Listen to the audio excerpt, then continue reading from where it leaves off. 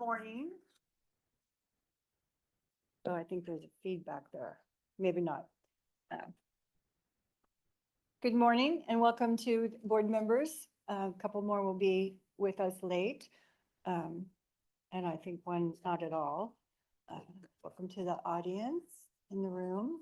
Has everyone who asked to be logged on been admitted?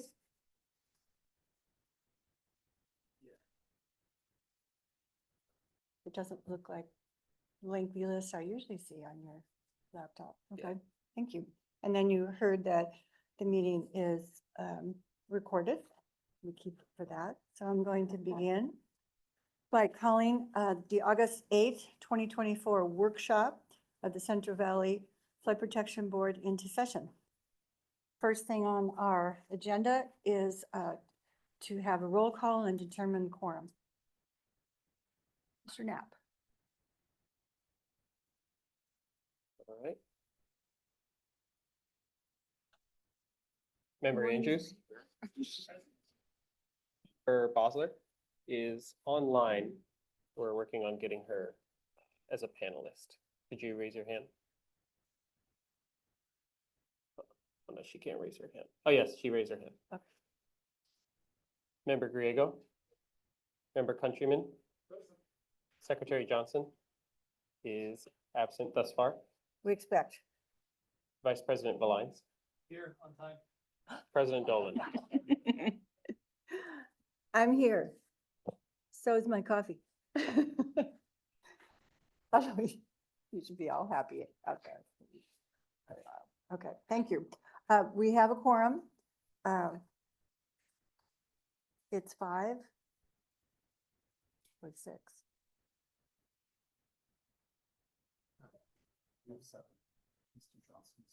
Member Johnson is here. So we have. Seven? Yeah, Keely's online. Okay, Keely's online. Okay, all members present. Math's not working very well. Morning, so we know Board Member Johnson is here. This is the workshop. We have workshops on the second Friday, not every second Friday.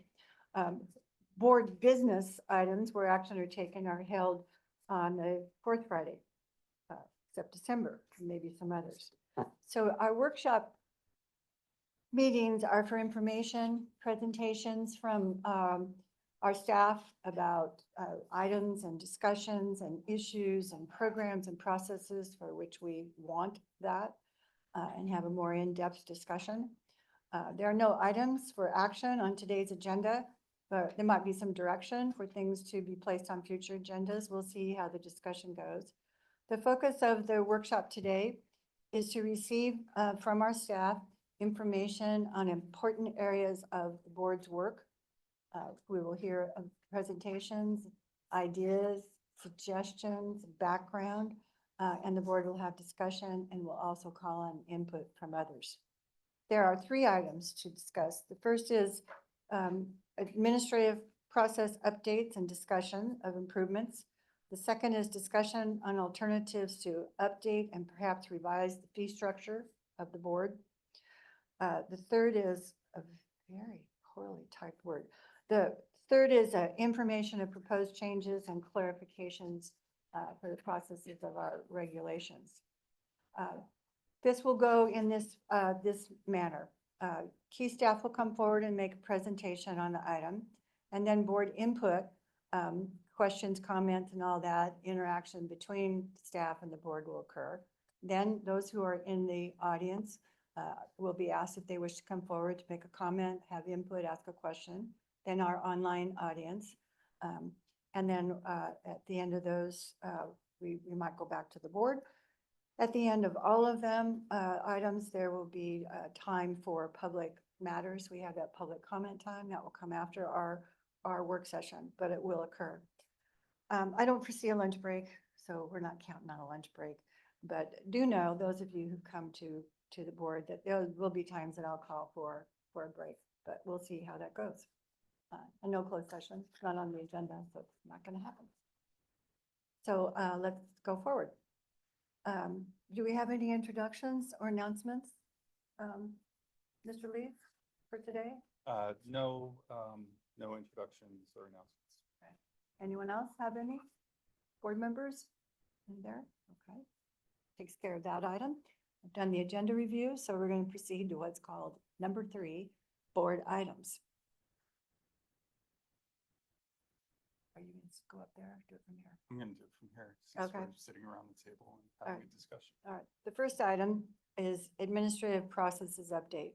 And the board will lead a discussion on this, and our executive officer, Chris Leaf, will begin it. Thank you, President Dolan. Good morning, lines and board members. Before jumping into item 3A, I wanted to provide a little bit of overview, and maybe I'll be a little bit repetitive of what President Dolan just said, but hopefully not too much. Today, we're going to have a discussion of 3 main topics that all regard changes to better serve the board's regulated community. All of these efforts support our mission of reducing flood risk in the Central Valley. First, we'll discuss various process improvements that we're implementing administratively. These improvements are intended to promote efficiency and clear communication. Then we will solicit your input to help develop regulations to update our fee structure. We'll spend most of our time today on this topic. This effort is important for us to be more successful in securing additional resources to effectively meet our regulatory mission. Lastly, we will discuss a regulatory effort to make some non-controversial changes to existing regulations that will be promulgated with the regulatory package the board previously approved but has not been completed. Now I'll turn it over to Mr. Wright for some additional comments. Mr. Wright, board staff. Engineering division. Good morning, President Dolan, members of the board. Michael Wright, Chief Engineer for the board. As Executive Officer Leaf described, today's workshop focuses on administrative process updates and also proposed changes to our California Code of Regulations, Title 23 Waters, Division 1, or Title 23 for the purposes of today's discussion.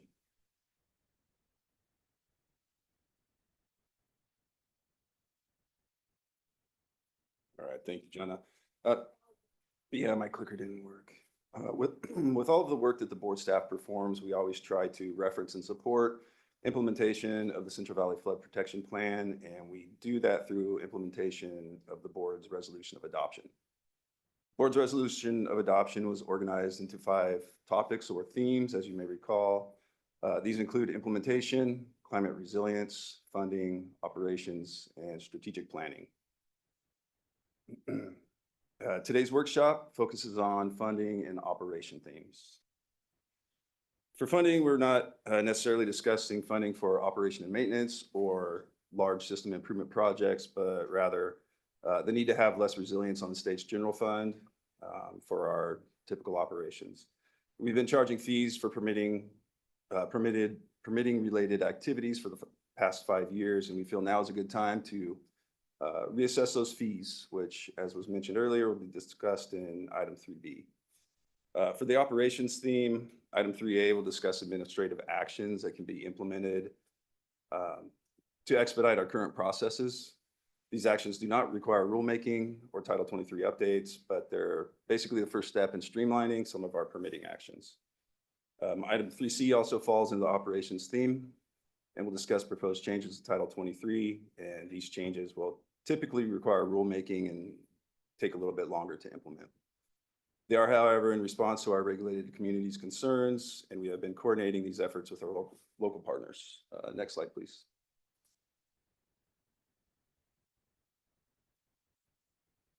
So the first item on today's agenda, item 3A, is administrative process updates. Next slide, please. And probably one of the simplest changes we've made that doesn't really affect our processes, but it is in response to the regulated community's concerns. And that is on our website, littered throughout our website. We have the word encroachment before permit. And as I think we all know at this point, not everything is an encroachment. Some things are system improvements. They become part of the operation and maintenance manuals, system features, and they shouldn't really be considered encroachments. So we've cleaned up the website, taken encroachment out. And we're also working on updating our application forms so that they no longer have the word encroachment at the top, because again, not everything is considered an encroachment. And that concludes my opening remarks. If there's any questions for me, I'd be happy to take them. If not, I will turn it over to Greg Harvey, our manager of the Flood System Improvement Branch, to discuss additional administrative updates.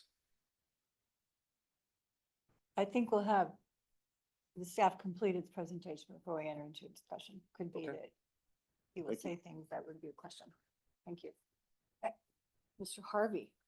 Thank you, President Dolan. Can everybody hear me okay? Yes? We hear you, but I don't know if Mike, see the green light, but it's not Mike. Good morning, everyone. Have to hold it. Okay. Good morning, President Dolan, Vice President Lyons, members of the board. Like Mike said, I'm gonna just add a little bit to the operations theme. This is some of the improvements that staff have made to help the process move along, our permitting process. We've heard from local maintaining agencies and our constituents that the process is long, and we know that, the state process and the federal process to get permits approved. So these are some of the steps that board staff have made to help move the permitting process along. Number one is the statement of no objection. So the statement of no objection is a federal requirement that the Army Corps of Engineers requires, that they want the non-federal sponsor to acknowledge the scope of a project and its viability. And in the past, we've brought these to the board and increased staff effort and review and staff reports. And we're trying to make this more in line with our operations branch. And staff is still reviewing the project components that come in, and we have made this a EO delegated process. And we really strive to bring these letters, to send them to the Army Corps within 30 days of receipt of an application. And so this allows the Army Corps to allocate resources and time to begin their review. So it starts the process, the permitting process, quicker for the applicants. So that's one way that we're trying to move the process along. Opportunity number two that we have implemented is, upon a request from an applicant, once the review process has completed and the Army Corps of Engineers have given the board their notice of complete submittal, which means that all review has completed, the 100% design has been done, the 100% review has been done, there's no more changes. The letter of permission that they're working on is en route. Then we will bring the permit to the board for approval, but conditionally upon the receipt of the letter of permission. So just as an example, if our agendas get posted 10 days prior to the board meeting. So if we didn't have the letter of permission currently, we wouldn't put the permit on. And if we did receive the letter of permission a couple of days later, we'd have to wait all the way until the following board meeting. So 30 to 45 days.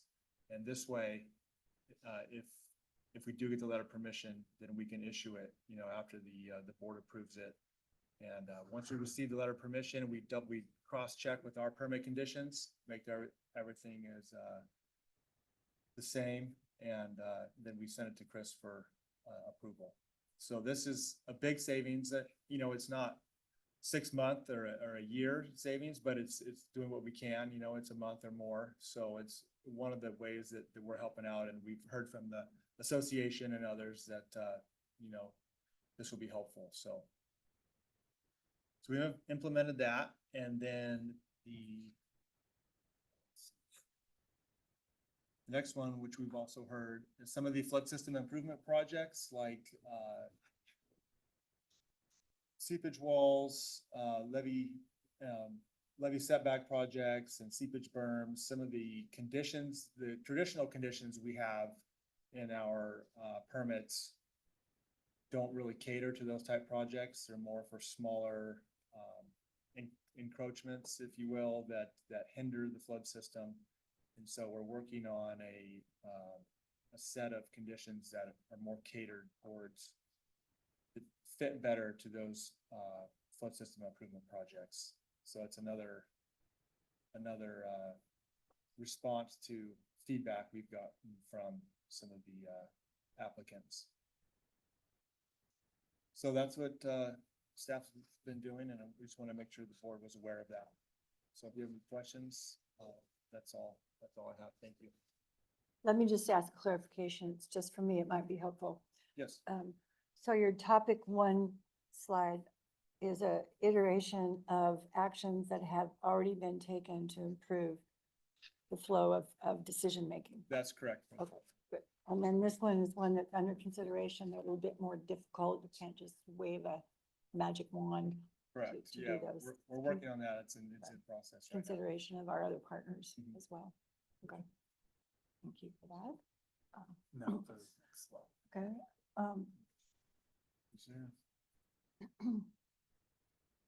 So those option 1 and option 2 done. And I think we're aware of that because we get recommendations to approve and to complete when the Corps letter's coming, because we know it's in process. Right. We'll wait for that actual writing, and processing of the writing, just air time, in my opinion.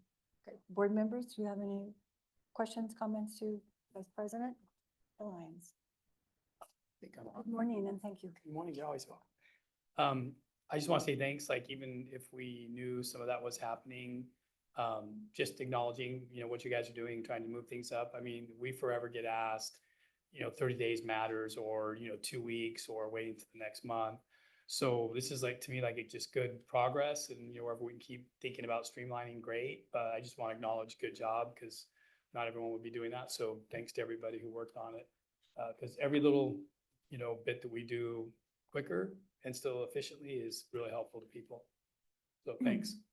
Yeah, thank you very much. And staff has helped out a tremendous amount with this as well. So I thought you told me it was just you. Yeah, to everybody, thank you. yeah, we appreciate that. Thank you. Member Andrews.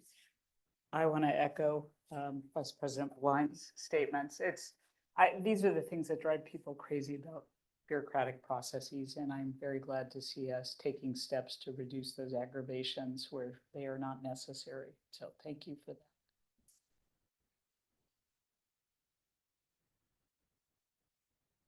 Member Grego? And I guess I'm just gonna add to that, and that time is money. And when we can save time, we're saving money on these projects, because there's such a small window of time to work on these every year. It's not like you get to work on them 12 months out of the year. So those months that you're saving, it adds up.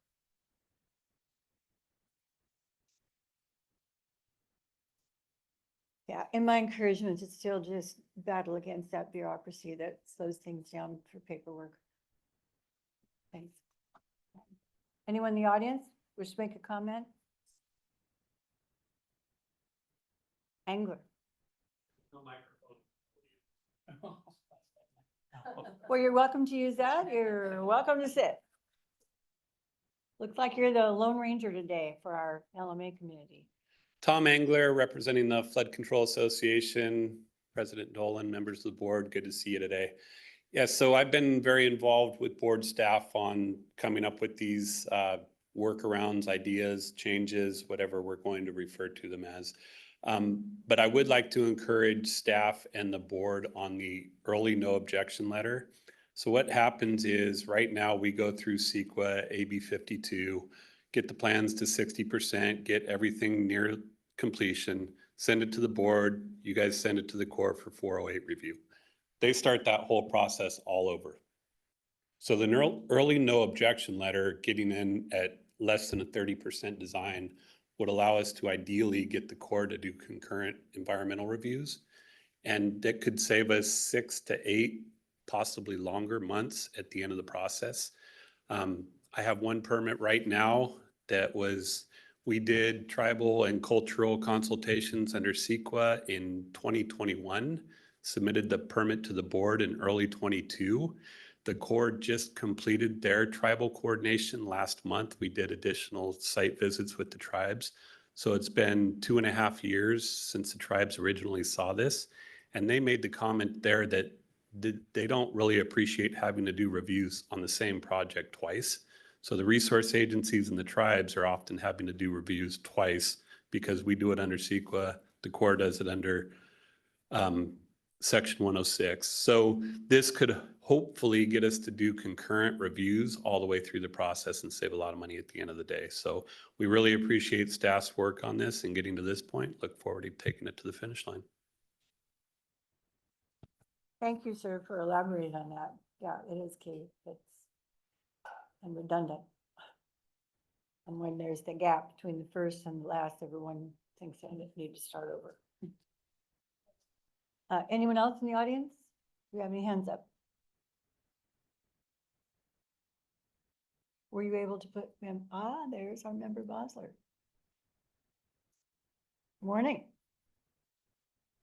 Everyone. So sorry I can't be there for this important topic. And I just wanted to echo some of that my fellow board members of a note of encouragement to the staff to be doing more of this work. I think this is the hard work, and it often doesn't get done because we're so busy working to comply with all of the new things. But going back and looking at our existing processes and figuring out how all the layering over the many decades that has created the processes that we have can be streamlined, I think is just absolutely critical. And I really want to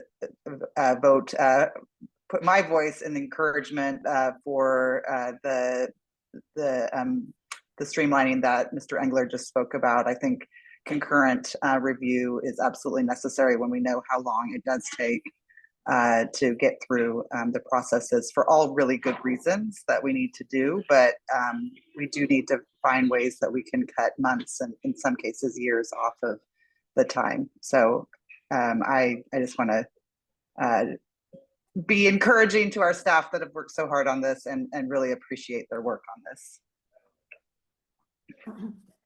Well said. I don't know if you can see us all, but a lot of nods going on here. That's great. Okay, before we, anyone else? Anyone else? Okay, before we move on, I just want to say, we did receive a 2.5-page written information for our ongoing homework and information on this. So that it was nice for you to put up the PowerPoints. And once we get to the next one with more PowerPoints, we'll probably be thankful to you. Or not.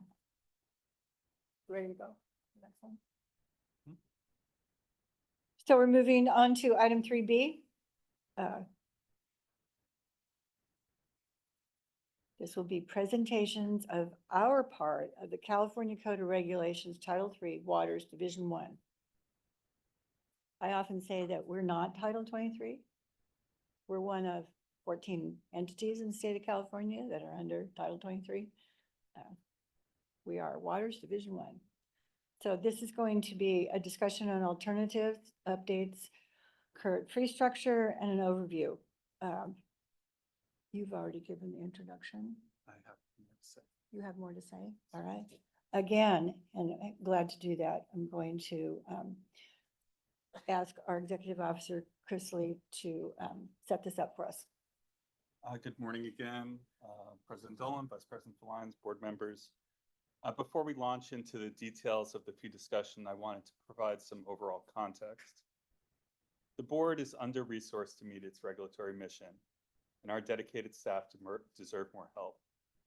Collecting more fee revenue is a critical component for us to be more successful in obtaining additional resources to better meet the needs of the regulated community, who count on us to efficiently process permits, conduct inspections in a timely manner, and enforce our standards consistently to keep the flood control system functioning properly.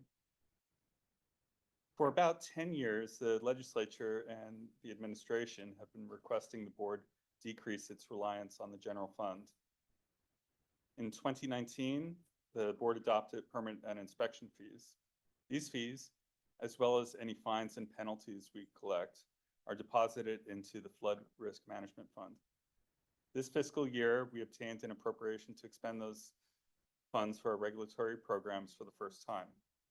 But please note that the fees we collect are only a small fraction of the cost to run our regulatory programs. The administration and the legislature expects us to further reduce our reliance on the general fund. I expect our ability to secure critically needed additional resources will be enhanced by increasing our fee revenue, especially in the current fiscal climate. This will lead to better service for the regulated community and a safer flood risk reduction system in the Central Valley.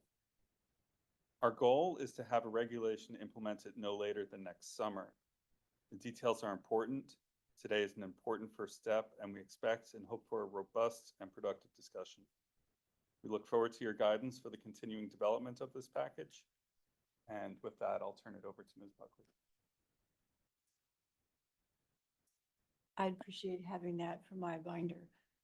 Your remarks. Thank you for setting that up. Resources are critical. Funding has to come. So call upon our Deputy Administrative Officer, Andrew Buckley. Good morning. Thank you, Mr. Leaf. Good morning, President Dolan, Vice President Lyons, members of the board. Andrea Buckley, Deputy Executive Officer and Manager of Natural Resources Management and Planning here at the board. And this morning, we want to discuss the effort to review the fee structure that we adopted and implemented in 2019. This presentation is centered around 3 topics. First item we'll be discussing is the consideration of new fees. The board has statutorily mandated regulatory oversight flood risk reduction within the board's jurisdiction. These activities still require considerable staff time, effort, and coordination with federal, state, and local partners and the regulated community at large. And currently, we have no fees associated with those activities. The second item we'll be discussing is the various approaches to the methodology in modifying the fee structure, which we currently have in place. Every agency and municipality addresses how they determine their permitting and operational fee schedule differently. And we have narrowed down the options to 4 approaches we would like to discuss today. And lastly, we would like to discuss the rulemaking language that was not considered in our first iteration of the fee schedule in 2019, which we believe will be useful and appropriate. For example, an administrative mechanism to increase fees in a routine and modest fashion annually, biannually, or in another frequency. We have staff here from operations and flood system improvement programs for which we collect these fees for to assist in this presentation and discuss these topics. So with that, we'll start the presentation. I'll turn it over to Preston Shotbell, manager of our inspection section, to discuss possible new fees that are being considered as part of this package. Preston? Mr. Shotbell, before you start, just a question for Ms. Buckley. Will you help? I don't think we want to wait for the end of everything here because it's complicated. If you could just indicate what point you would appreciate board discussion. We'll allow some time, Be helpful. of course.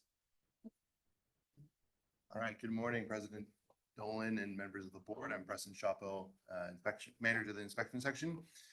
So other staff and I have been discussing, different things that we are working on that take a lot of staff time, that provide value to the public and to our constituents. And the first one was time variance requests. So, there we go. Thank you. So, as you all know, that work during the flood season is, as a default, not permitted, right? Work on the flood control system is not permitted in the flood control season. However, we allow people to continue work based on river conditions, forecasts, and the nature of the work that's happening. That's a very normal course of business for people to check in with us. My inspection group is always in contact with our permittees and what's going on, what their schedules are to continue work. But this is potentially high risk work there. So during the flood season, permittees submit time variance requests to say, hey, we want to keep continuing work for X amount of time. Here's the scope of that work. And then our staff takes that information, takes a look at river forecasts, weather forecasts, puts that all together and makes a recommendation to management for approval. So that can go from working in the construction season to maybe I need an extra week or 2 because we just went over the mandated flood control season. to all the way through, right? Bridge projects that just continue on for years, and there's a lot of work to be done in and around the channel. So a lot of work has to be done there. So every 2 weeks for the past however many years, our staff have been checking in, making those analyses. And so that is a lot of staff time that some projects can really accumulate staff time and costs. So some implementation, and also just on that note, you know, these are very time sensitive, right? We get those requests, we need to act on them ASAP. So all of the normal course of business actions, you know, take a back seat to responding to those and taking some time. Our staff has done a great job making that an efficient process and knowing how to, you know, find that data quickly, make a good judgment and move on and get it through, but still it's time. Also, it's valuable to the applicant, right?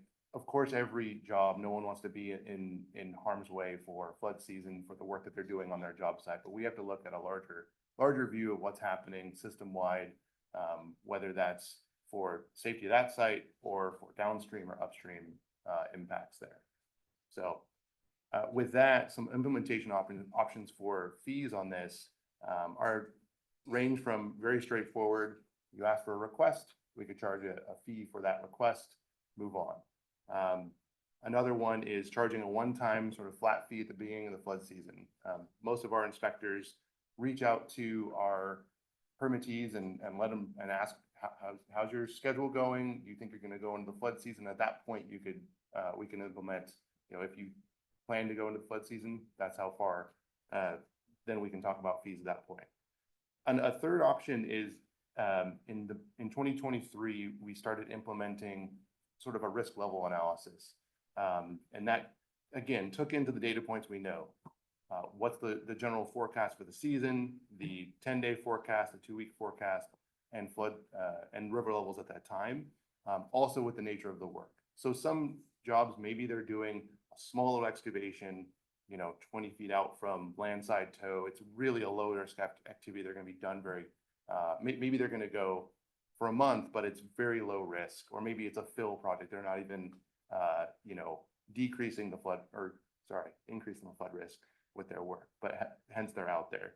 We're trying to take those into account so that we don't have to have them check in every 2 weeks, no matter what. We're trying to be smarter about that. So that could possibly be taken into account for that fee, right? If we're talking with someone once every 2 weeks through the full flood season, that's a lot more work than talking with them once a month for 2 months from the flood season.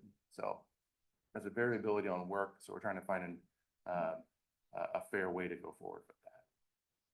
So last questions about that, please. It probably makes sense.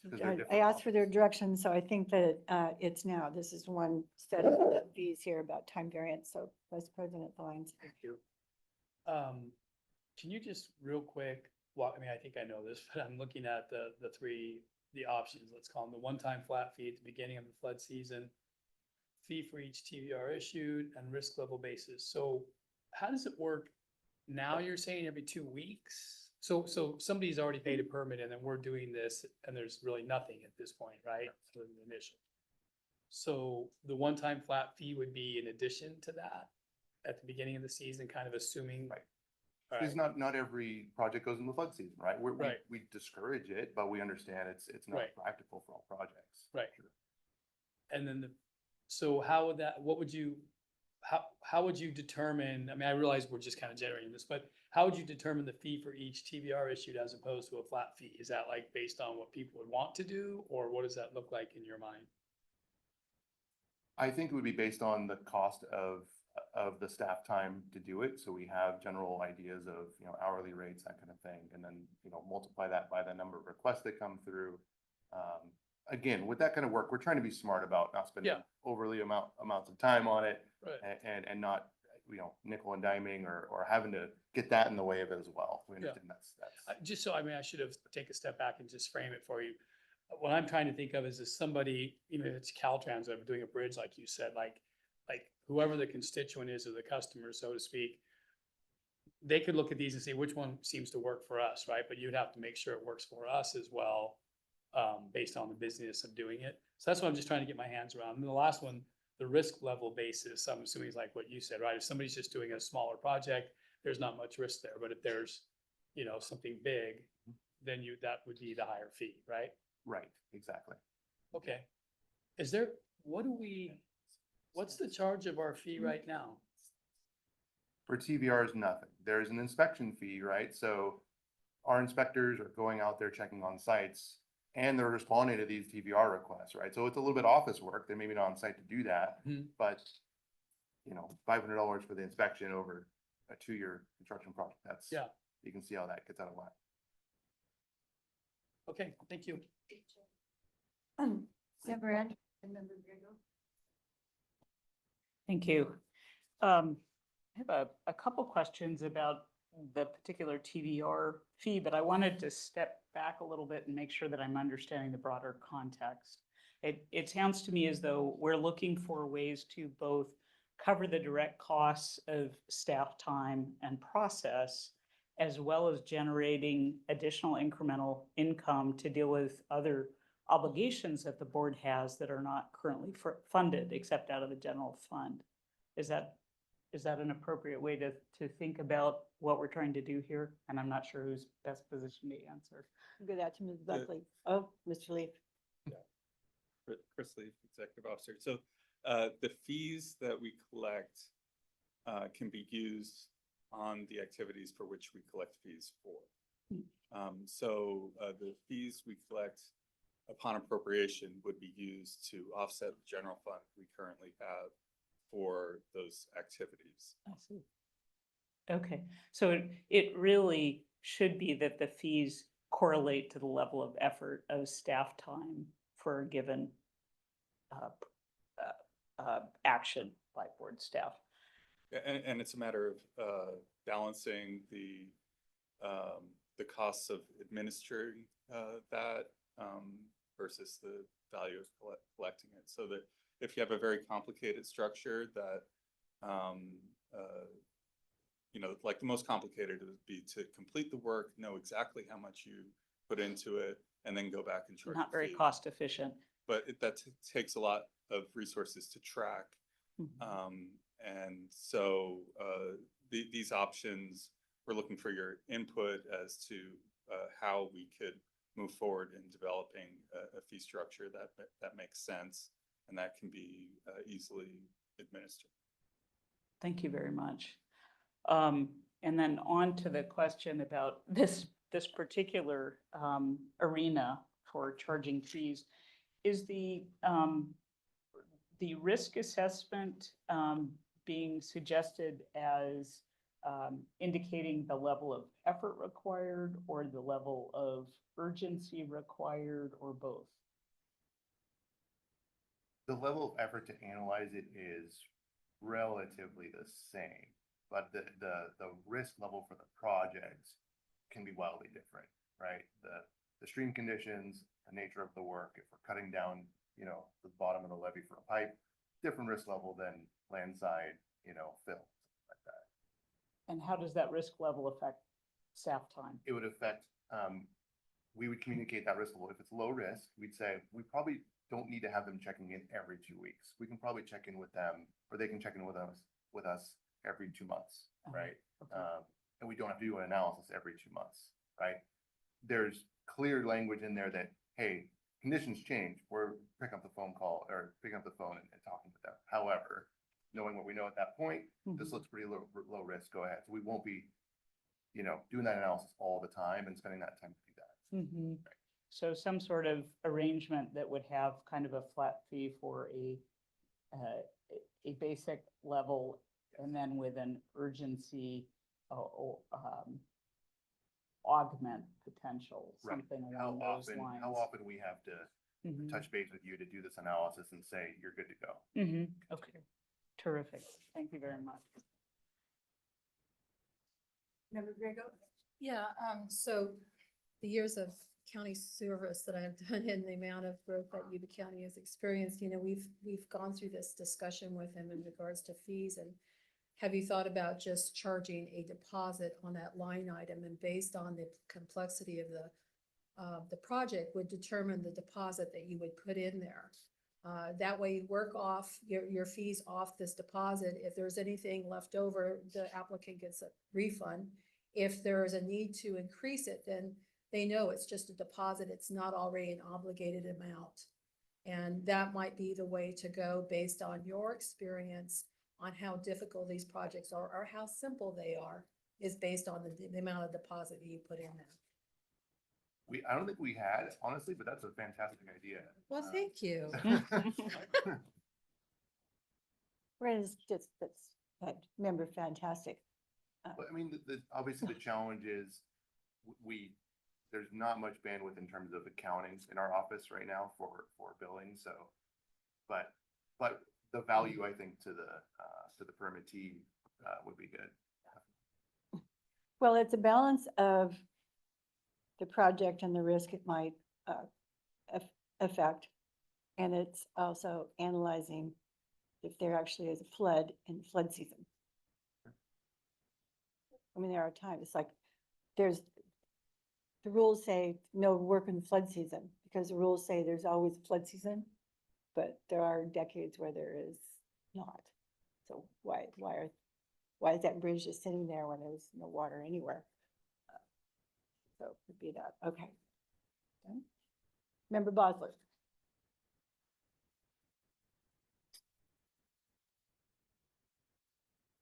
Wanted to kind of get a sense of the scenarios, because one thing in your presentation kind of stuck with me, which is, the time variance requests where you're charging a one-time $500 permit fee, but you might have to go back multiple years. So I'm just wondering if you could like lay out, is there a way to kind of to address this by saying, like, if this is good for a year, but if it goes beyond, then there's like another fee that gets charged based on more on time as opposed to complexity, because I know complexity is very challenging. And then is it the case that some people may have permits that are open for like 5 years? I'm just trying to kind of get a sense of, and maybe there's a way, so like if you're only 2 months over 1 year, you don't get charged the full amount. But if it's extending for another whole year, you would get charged the whole additional $500. I think those are great points. Yes, to answer your question, some projects can go much longer than 1 year. They can go, I've seen some go 3, 4, 5 years, or they get stalled. The other portion of it, I would envision possibly an outreach every flood season, right? We'd ramp up to say, to know those projects that are going for those 5 years and know, yes, they probably need to either put in a new deposit or a new fee for that flood season. I think it would be a succinct thing. But that's absolutely things we need to consider for the long range projects and the short. And that feedback was Preston Chapel of the staff. Sorry. We do have a transcriber and a recording. Was that you, Member Johnson? No. Hello. Board members? Audience?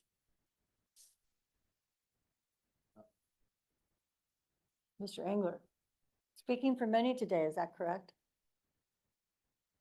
Always speaking for many. Flood Control Association.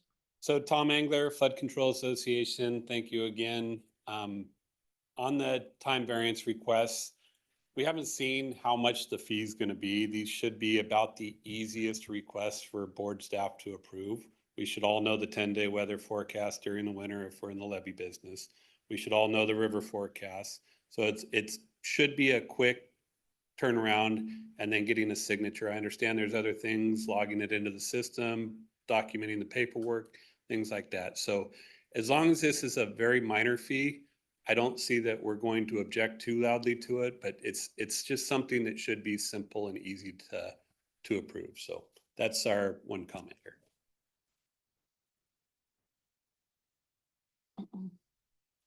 I like your enthusiasm that minor and quick is how government can act, but I have great confidence in our staff that that's exactly what they want to do.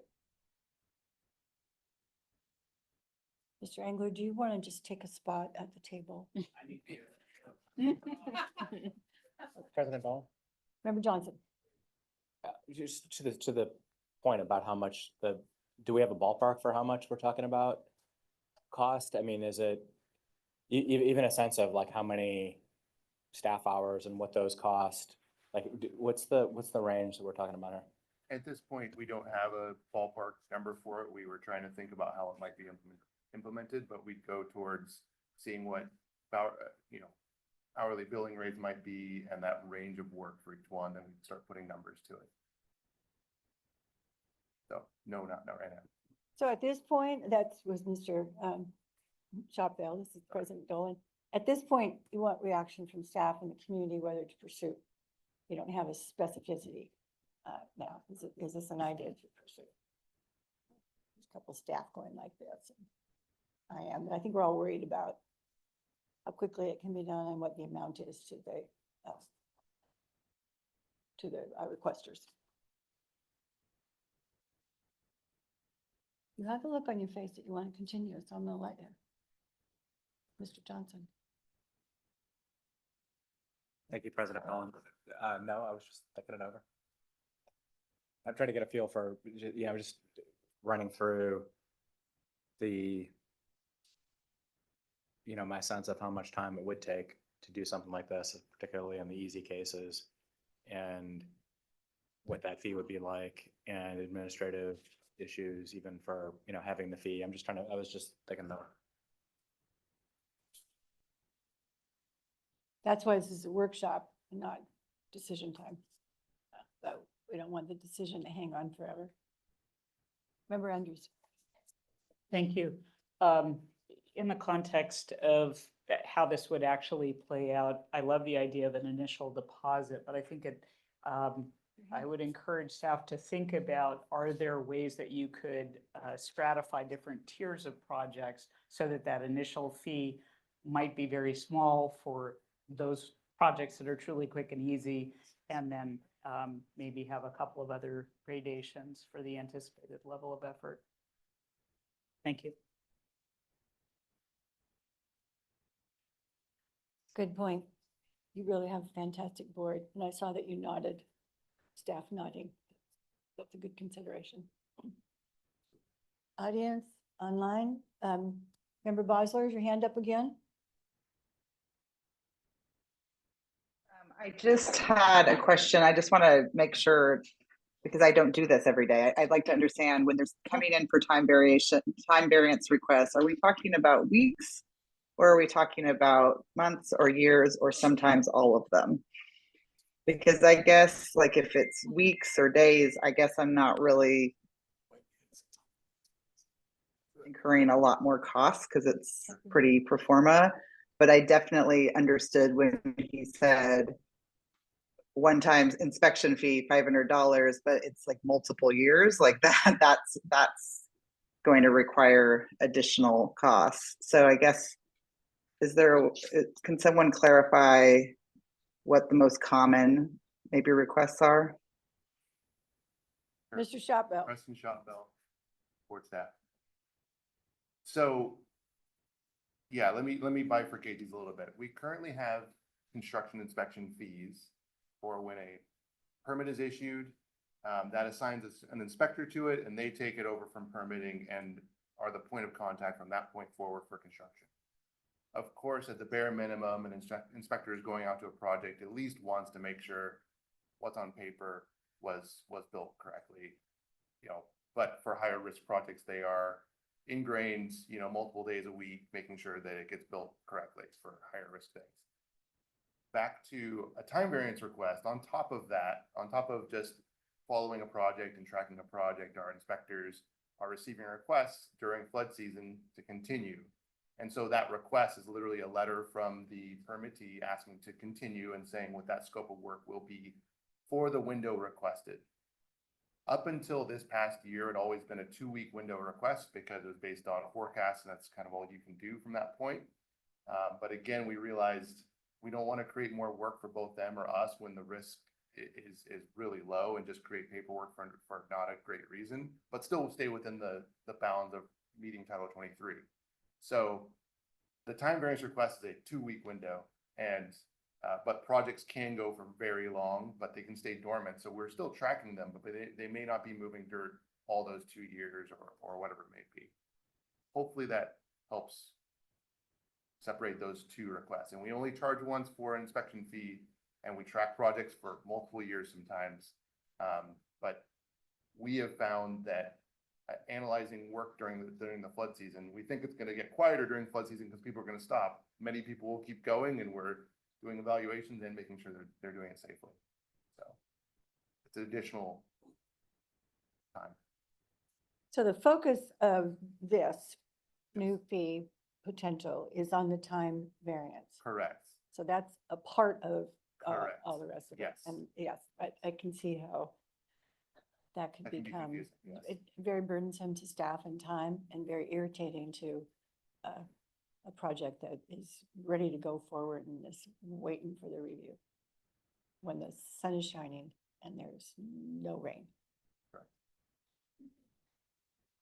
Board members, staff, audience, hands up. Are we ready for?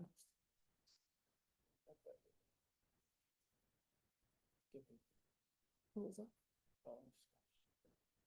Oh.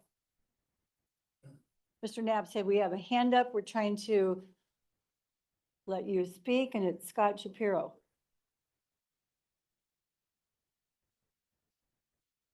Good morning. Can you hear me? Yes, we can. Good morning. Good morning. I wish I could have joined you today in person. We really appreciated staff taking the time to advance this ball, and we had great communication leading up to it. For those of you I haven't met, I'm Scott Shapiro. I'm an attorney at Downey Brand, and I also act as general counsel for the California Central Valley Flood Control Association. I would have been there in person this morning, but I had a reclamation district virtual board meeting at 8 a.m. and I have another district board meeting at 12:30, and I just couldn't do the transit back and forth to be there in person.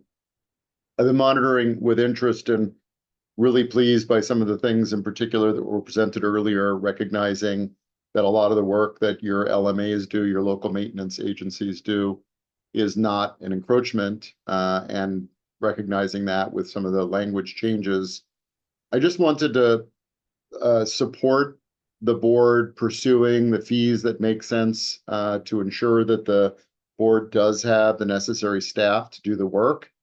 But I also wanted to add a cautionary note, which is that a lot of the times that we're talking about various types of potential fees, including things like a time variance request fee, we're talking about permittees that are dealing with encroachments, Caltrans or a local city or a county or a private industry or utilities. But a lot of the time, we're also talking about your LMA partners. And it's challenging for us to raise additional revenue to spend money on paying additional fees when we're already completely underfunded and under-resourced to do the work which you and we agree need to be done. We're all working in pursuit of the Central Valley Flood Protection Plan, and that plan shows billions of dollars of additional work that needs to be done. And we're your partners to do a lot of that work on levies that you're the non-federal sponsor on, that you have the ultimate responsibility on. And so if we're doing a project, which is a rehabilitation project, trying to make sure those levies are performing as they should, and if there's a permit required for that, and we're going to go past the end of the dry season, it's daunting to contemplate needing to deposit a significant amount of money with you and seeing that money decrease every time you would process a time variance request, because that just means we have less money to put into maintenance of the system. Right? We're not building a highway with a completely different funding source. A lot of the work we do is funded by the Department of Water Resources or the Delta Subvention Program, right? Programs that you're very connected to. So as you continue to advance the ball, and I support advancing the ball so that you have the resources you need, we would just request that you think about whether it makes sense to apply that uniformly across every permit, or whether it might make more sense to apply it to the permits that aren't advancing your mission. And for the permits that are advancing your mission, perhaps that's a cost that the board has to incur, because if not, it just means less money that we have to maintain the very levies that you're not the non-federal sponsor on. Thank you for hearing my comment. And again, my apologies, I couldn't be there in person. Well, Mr. Shapiro, we always like to see you in person, but we certainly understand other obligations. Sometimes we have board members who have that as well. And thanks for, maybe my thanks for explaining that this is not simple. And there are some complexities to it. And if you're looking, the staff are saying, yes, we understand that. We're not just going forward with one size fits all. I'm sensing some interest to proceed with this, board. Not by action, but for more specific information beyond the introduction of the possibility today. Member Grego?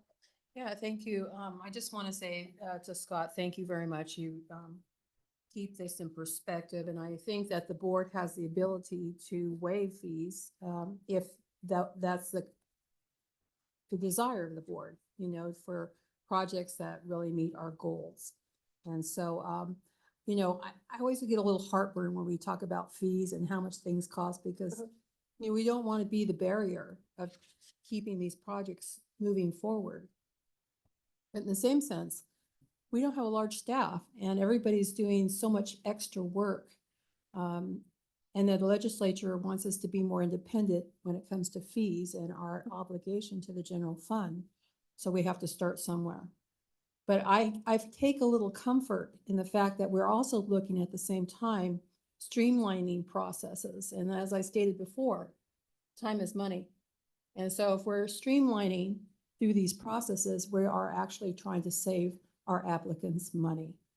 And so there's where I find a little comfort in this. So I'm always happy to hear from our the agencies that move these projects forward, because they're on the ground and they see the numbers that they're having to spend in order to provide public safety. So I'll end it with that.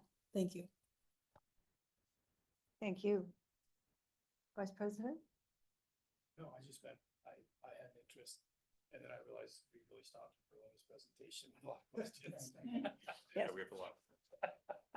Yes, I we've agree with your statement about looking into it. Okay, we've completed the information presented to us in writing at page 1 of 6.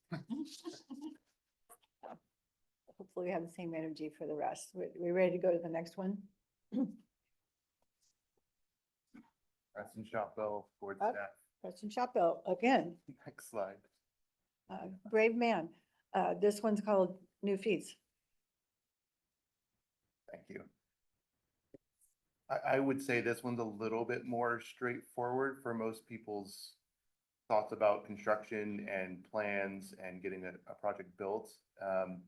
This is another service we provide after a permit is issued with approved plans and we have a set path forward. Obviously, things can change sometimes for numerous reasons, right? So we have to have a path for that is built into Title 23, Section 18.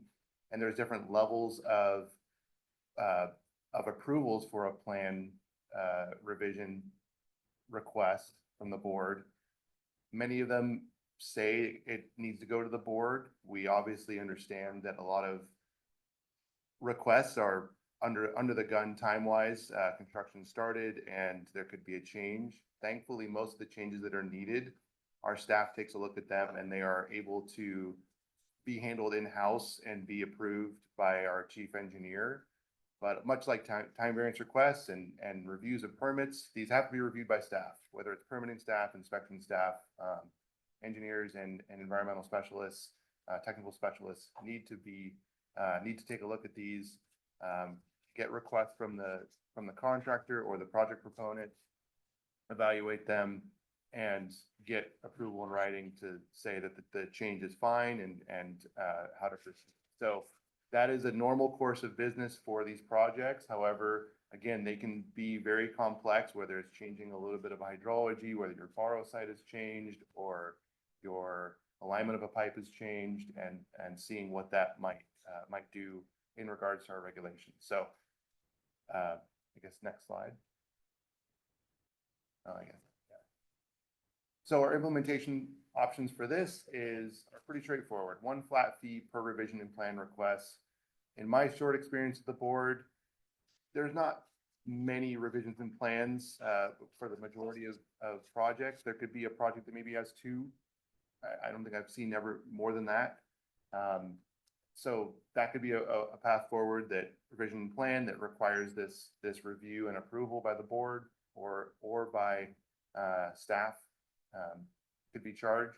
And then the second one is the fees dependent upon whether it needs to go to the board. If we see it's a very large change, that and getting the board assembled and getting an approval, that is a much more involved process that we have to discuss. Again, it's very rare. I don't think we've done that in the past, at least maybe 10 years. But that could be considered, right? There are different levels of approval and assembly of folks to make that decision. So that's what we have for revision plans. Okay. That's the information. Board members have any? Member Andrews. Thank you. So Mr. Shopbell, I take it that the level of approval is basically sort of an indicator of the level of complexity. Really not that it takes that much more effort for staff to get something in front of the board, but rather that the magnitude of the project change warrants board approval. Correct. So I think the very quantitative wording is minor and insubstantial. So judgment call, it's not, it's very qualitative and judgment is needed there. So thank you. Just wanted to make sure I was understanding that differentiator. Yeah, there is a nuance there, but that's why you have a board. Any other board members? It's not taking a lot of time. Mr. Engler? You're shaking your head. You're not coming forward on this one. You don't want to take a spot at the table. You're going to just jump. Anyone else in the audience? Any hands up? Now, I'll hand it over back to Andrew Buckley. So I'm taking that as no objection to proceeding with something here that we can chew on a little more with more specificity. Great. Member Andrews put a thumb up, so I appreciate that. Okay, next one is. Andrea Buckley, Deputy Executive Officer. So the next fee we are considering is fees related to the management and control of the Sacramento and San Joaquin Drainage District, which is the property entity that the board manages. Currently, we have authority to charge fees for SSJDD management, but we do not have a set fee structure for these activities. Those activities include entry permits, either temporary or long-term entry to SSJDD and fee ownership properties, licenses, placement of equipment or facilities on utilization of SSJDD property for a set amount of time. We often get quit claim requests, which we take very seriously on whether or not the interest of the board is still appropriate in for where we have acquired the property for specific purpose, but those are very time consuming requests. And then often we may get requests for extensive research of our survey and interpretations of our deed language before individuals want to move forward with any particular project. So we would like to, we are looking at various examples. One example that's very close to the processing is State Water Project encroachment permitting and rights of way has a fee structure currently set up to address these types of utilizations of GWR property for those functions.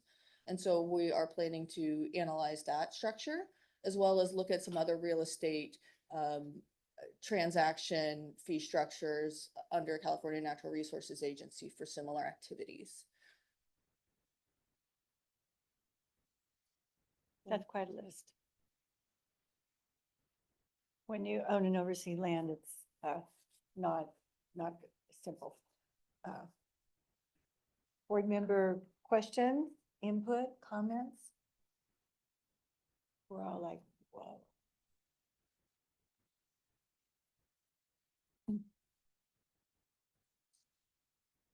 Member Bosler. Hand up.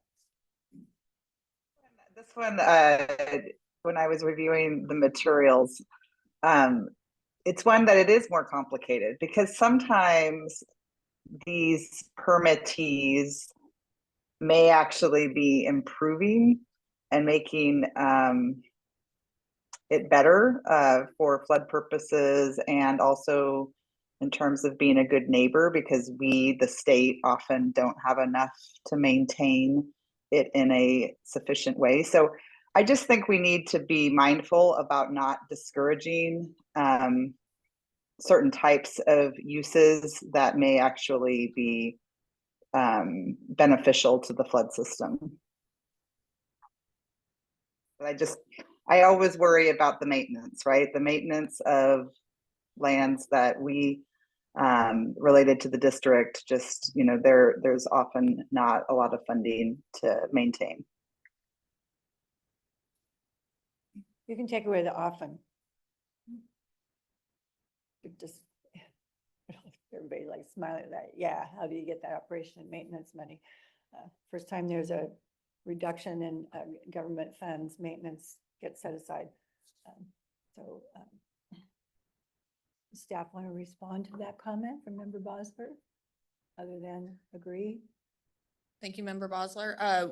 We will take that into consideration and in consideration of where the highest and best use of the property, and if that results, we will discuss some options, perhaps some tiers or gradations as discussed earlier.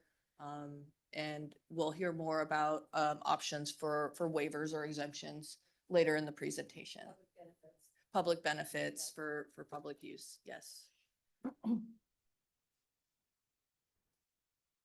Thank you. Board members? We're going rapidly here now that we've chewed on the first one. Audience? Mr. Engler? I'm going to put you at the table. Turn on. Thank you, board members, staff. The one comment we would have here is this is actually one of those fees that I can see makes total sense. So that's the only fee I'm going to say that for. However, I want to make sure that this doesn't result in fees being tacked on to system projects. We do a lot of work. Any projects that are state funded, we work with DWR Geodetics to make sure that the rights are easily transferred to SSJDD at the end of the project. So I just want to make sure and encourage you not to make fees for that portion of these system projects that we're implementing on behalf of the state. So as long as that's not the case, then go for it.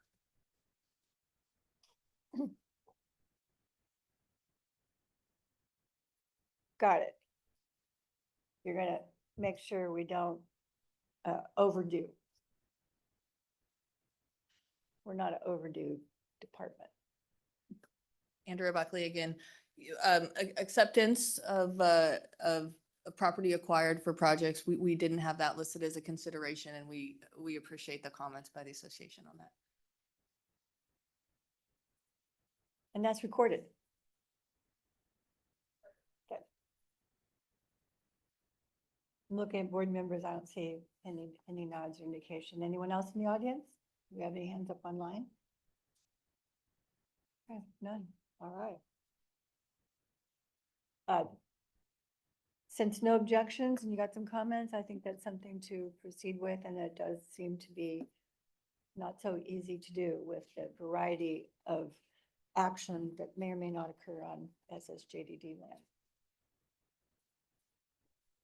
from my perspective, whatever can be done to stop dry vegetation to create fires would be helpful. I'll leave it at that. Okay, next. So for our next slide, we have Greg Harvey, our flood system improvement manager, to discuss flood system improvement project fees. Mr. Harvey, Hello, again. President Dolan, members of the board. Mhm. I think I'd like to invite Mr. Engler up here to sit right next to me for this particular slide. Get ready. Mr. Engel. Could you bring that up? If you So would move that microphone closer to your speaking voice, it'd be helpful. Flood system improvement projects are another area that the staff is considering charging fees for, among others. So these projects are, they do ultimately improve the system. There are a lot of them are not, barriers that are hindering flood flows. They're helping flood flows a lot of the ways, a lot of times. But large levee setback projects that get designed and take a tremendous amount of staff time for review, and the Army Corps needs to give their letter of permission, takes a lot of time to review. A lot of times these, big projects, they cut into the state federal system and break it down to tie into it. And, all the review that goes into it, making sure it's compliant with our regulations and federal regulations. And the fees we're talking about, a lot of these projects are multi-millions of dollars. And the fees we're charging are minuscule. I mean, we're talking maybe $5,000, $7,000. That's just me throwing this number out. I'm not sure what they would be, but they're very, very small. So we've been, I wouldn't say mandated, but we've been requested to get off the general fund and charge for fees to cover staff time. And so that's what we're looking to do. And all those bullets on there, compliant with our regulations and the O&M transfers at the end, and all the oversight we do. So that's what we're proposing. And then the fee considerations, like a flat fee or a percentage of the construction cost, that would be probably pretty big. These construction projects are huge.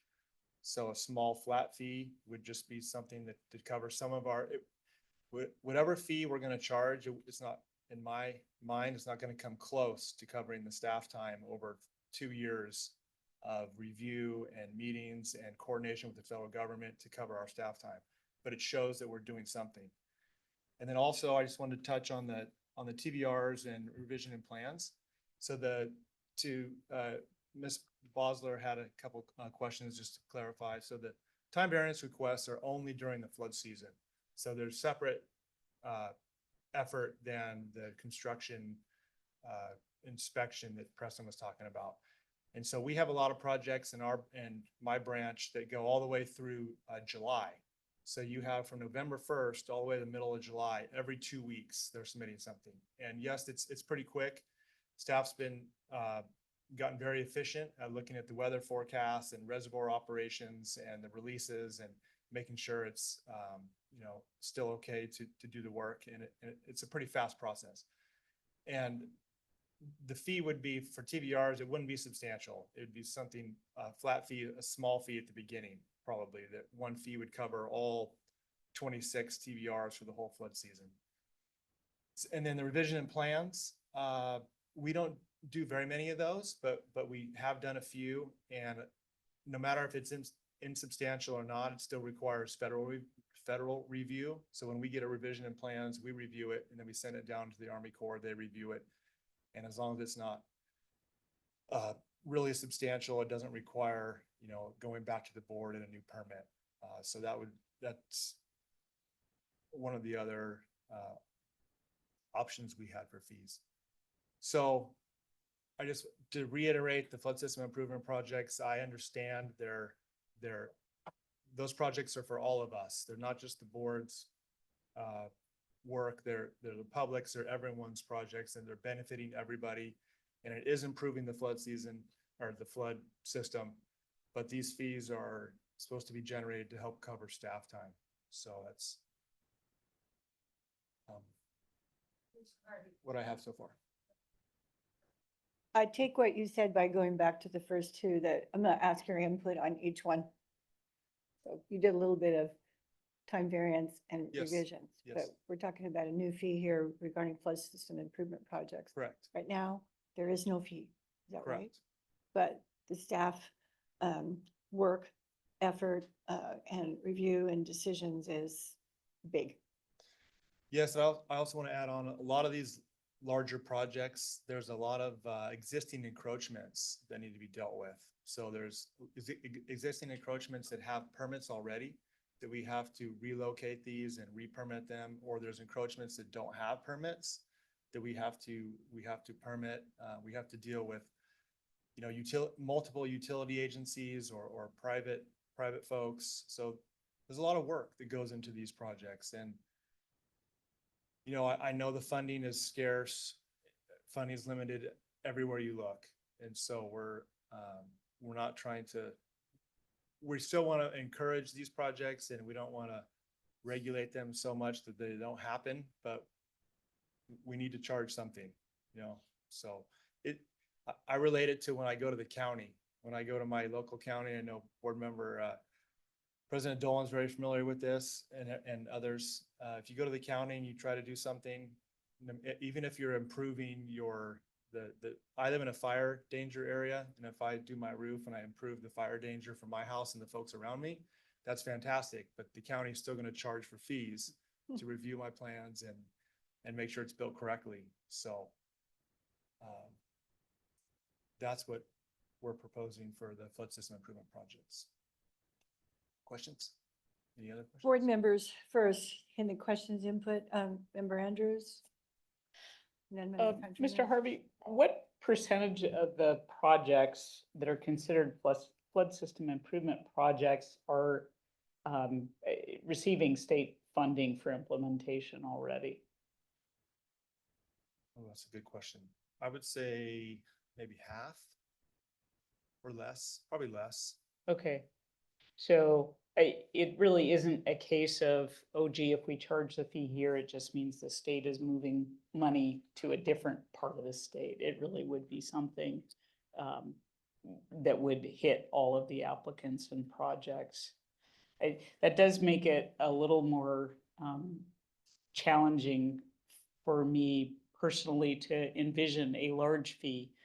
Because I do think all of the work that's being done for flood system improvement is exactly what we want to have happen. Right. And are charged with making happen. And yet I understand it's a huge cost. And so it is worth exploring, but something that we need to be mindful of in terms of not putting roadblocks out there. Right. For the kinds of projects that are exactly the ones that we want to see move ahead. Thank you. Thank you. Member Countryman?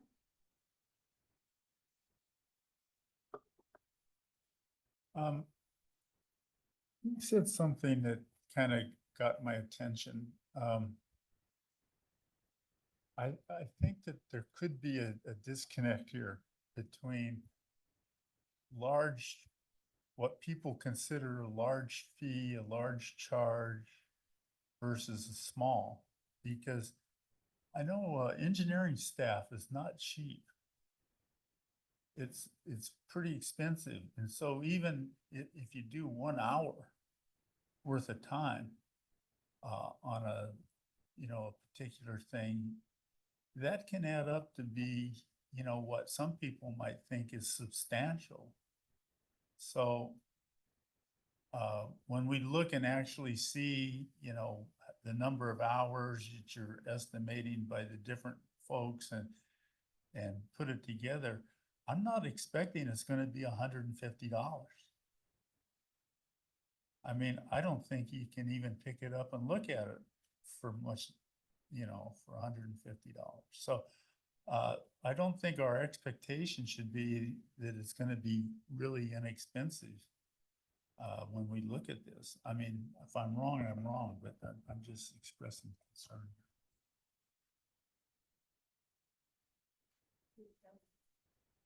A lot of nodding going on. We know this is not without cost. Member Grego.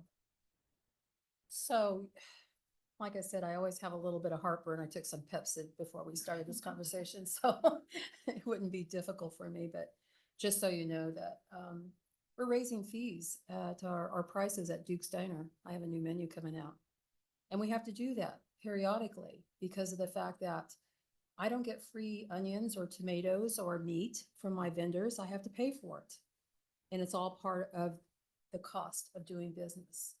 And so when I look at this issue before us, I think that, well, let me back up for a second.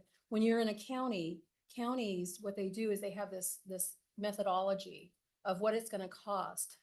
Not just like Joe said, you know, the engineering, but it also takes in the legal part, the accounting part, the people who type out all the information. It has a base salary of what that cost, because it's not just engineering, it's all the other departments that are related to it. And so when we look at a cost analysis, we look at that first, and then we price in what it's gonna cost. We're not, as a government agency, it's not looked upon a gift of public funds. We have to pay cost for service. We have the ability to waive fees when we feel that there's a public benefit for it. But when we look at these fees and the reason why we're looking at these fees, that was stated by our executive director for all the right reasons, is that, you know, we need to look at it. I'm sensitive to this issue.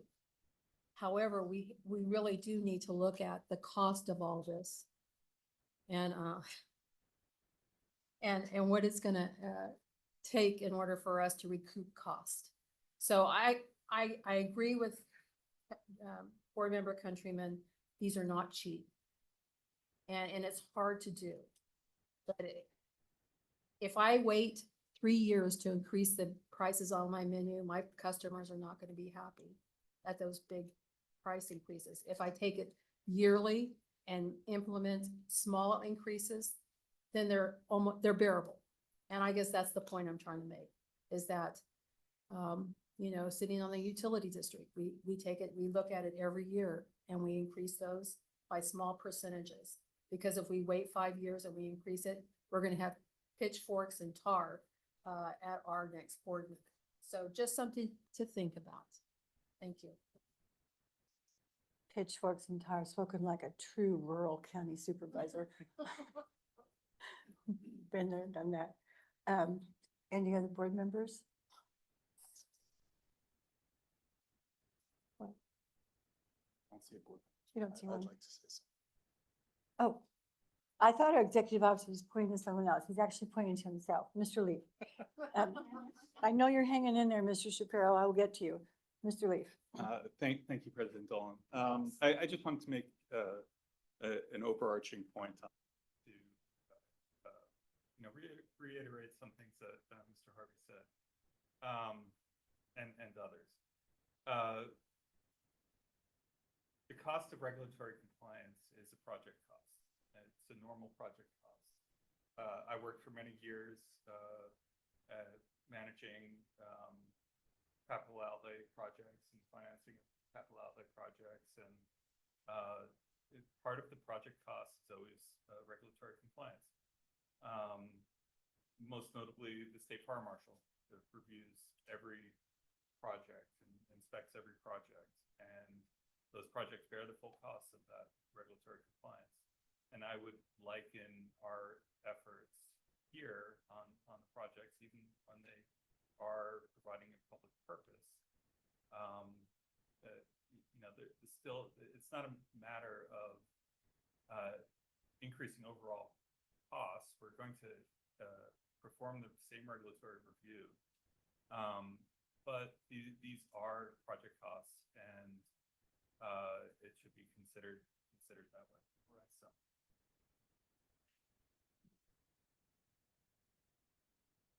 Thank you for that. Board members, audience. Does that mean yes, Mr. Engler? All right, Mr. Shapiro, Scott Shapiro. Good morning again.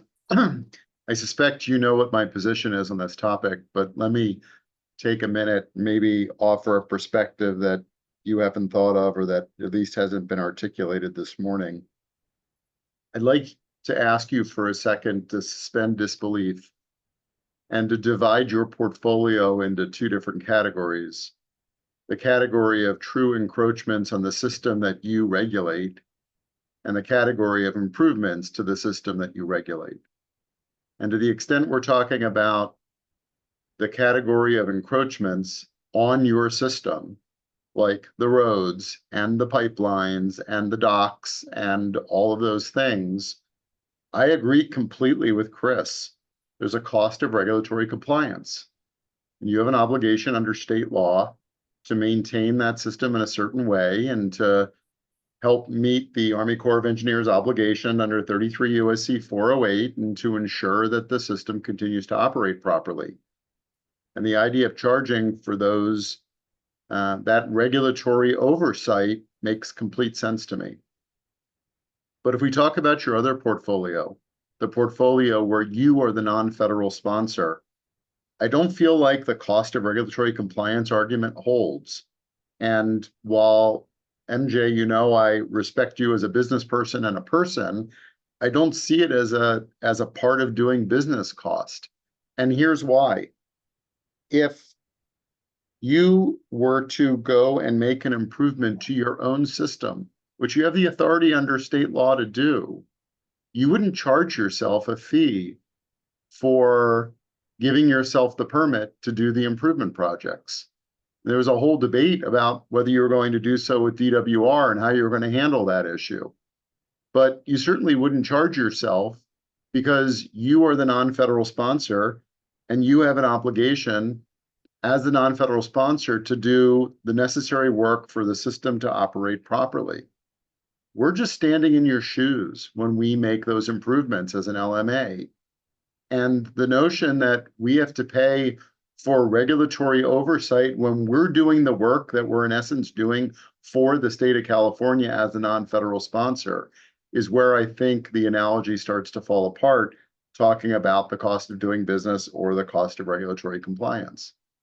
And if you can, for a moment, take that whole category of system improvements and rehabilitation and divide it into the two halves that were mentioned, right? The half where the state is paying some portion of it and the half where the state isn't paying some portion of it. Well, if the state's not paying some portion of it, with very rare exception, these are fairly small projects being funded 100% by local landowners. You know, the days of developers going and buying a whole island and making improvements are pretty much past us at this point. And so what we have is a district like Reclamation 999 or Reclamation District 563 or, you know, RD 2103, all of these small districts that have very small budgets and where, yeah, even $7,000 matters. $7,000, especially if you're in the Delta, means you don't get your $5,000 back from Delta subventions. So now you have $12,000 less to spend on maintenance, which in some of these districts is like 5 or 10% of the budget. So for the small districts, these dollars really matter. And for the larger projects, the ones where the state is paying, there's going to be a cost for you to administer the fee. There's going to be a cost for the non-federal sponsor local district that's asking for the permit to process the fee. There's a cost for that applicant to then incorporate that fee in the cost of doing business to seek reimbursement from the state of California for their 70%. Some of that comes from the general fund. And so what you might end up doing is taking the $7,000 you get, I know that was just an example number, but I'm going to use it for a second, spending $1,000 or $1,500 just processing that $7,000 yourself, having the local agency spend another $2,000 or $3,000 processing, being able to pass it through, and have the state of California spend another $3,000 or $4,000 with all of its audits and reviews. And by the end of the day, you've spent more than you've actually taken in. And so I would just ask, as you consider the flood system improvement project as a basis for permits, that whether you're talking about the large projects or the small, I don't think you're really getting anywhere. And it's not that I'm insensitive to the high pressure that's being put on the board to find other sources of revenue. I just think that the amount of revenue you will generate will not actually generate anything big picture in the system and may actually cause some harm in some of the small districts. So I appreciate your patience as I talk about it. You can hear my passion on the topic. I'm at these small districts all the time, and it just really has an impact. And so thank you for the chance to speak to you on it. Mr. Shapiro, of course, we value public input and yours. Yeah, it's a lot to think about, always. Member Grego. Thank you. I just want to say to Scott that I always appreciate your advocacy. And I know that you're working with the smaller districts and the rural districts, and I think that this board has a real sensitivity to their issues. And so what I'd like to do is ask staff to look at deferment on these, and then the conditions under those deferring the fees for maybe smaller districts that have a certain criteria that the fees would be there, but deferred, and that could be deferred indefinitely based on the criteria. But to look at these concerns, we don't want to be the barrier for improvement in our systems. But I think we want to also be on legal ground where we are charging, but we can defer those charges indefinitely if needed be. So just a thought. Thank you. President Dolan. Member Johnson? Thank you. And thank you, Scott. I also look forward to seeing, you know, the options as they come forward. And I do think it's worth considering the distinctions that Scott mentioned. Thanks. Encroachments that are a third party are, you know, I think most of us would agree really are a different thing. It's a different character. And they also impose ongoing cost to the state and to the flood system, you know, inspections, you know, risk of non-compliance going back, enforcement actions, all of this. And system improvements really are different. And you could look at different ways to slice it, whether it's the system improvement distinction or whether it's state-funded projects distinction. I think there are other state permit fees that do include an option or either an optional waiver or an automatic waiver for state-funded projects to not pay the fees. And there are some that don't. And I'm, you know, in my other life, I'm aware of projects that have fees where the source of the funding is a state program. And, you know, it might be $1,500, but then you just write that into your state funded grant and you write a check, and then the accountant prepares the invoice and sends it over to that state agency, and then they pay it back, and then it goes over to the state. And so it costs the state $3,000 to pay the state $1,500. And you could argue it both ways. You could say that's still a good idea because it's that other state program that's imposing the cost on this other one. But I think what, you know, particularly for the things that are state funded by state flood sources, we should be really careful about doing things that seem like it's cost of service, but actually just make everything more expensive. And so, you know, I'd encourage us to think about those distinctions as you come back with your options.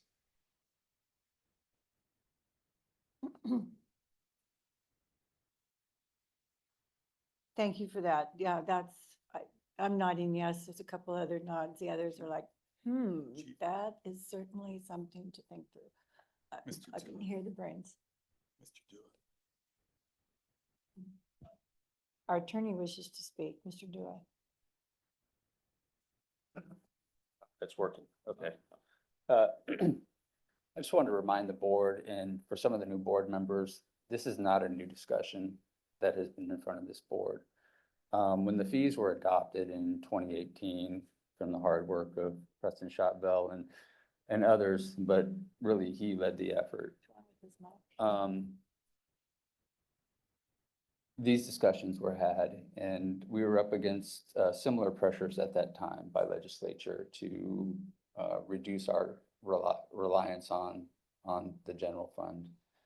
And as Chris has indicated, these are project costs. And usually, you know, for example, DWR, who is managing projects under the board's authority on behalf of the board, their review time, their time is accounted for in the project that they get funding from when they go to legislature and say, we need this money for these projects. And so that their time is accounted for. The board is still, staff still required to review these projects before submitting them to the Army Corps of Engineers, yet those costs, our costs, are not being accounted for in those projects. And so it's either staff's time is somehow compensated by a fee, or there needs to be something that board staff's times is accounted for in the overall project cost when those projects are being discussed before legislature and finance. And so we've had these conversations just, and it was the same, and I'm not saying that anybody is saying anything that's wrong, because it's true. And from a philosophical standpoint, I agree that, you know, they're doing things on behalf of the state, and it's for the betterment of the state and the flood control system. But at the same time, we're dealing with the realities of we've been told to get off of as much as possible, essentially the government goal. So going back to what happened in 2018 is what's happening again now. And so just wanted to provide a little background for the board members that weren't here during that time. And maybe other conversations have to happen in order for staff's time to be accounted for in these projects. Thank you. Thank you for that input. Lots of things coming at us. Board members, Member Andrews. One thought came to me as you were explaining that, and that is, I wonder if for some of these larger, more painful changes, if we deferred the implementation for a number of years so that there was time to incorporate them into the anticipated project costs, so that it would be less painful over time. And maybe that's something that could be explored as a way to have the fees recognized as, yes, this is a real project cost. Let's get it in, build it into the cost assessment up front. Thought. More ideas. Member Johnson? Thank you. It's a helpful suggestion, and I should emphasize that I also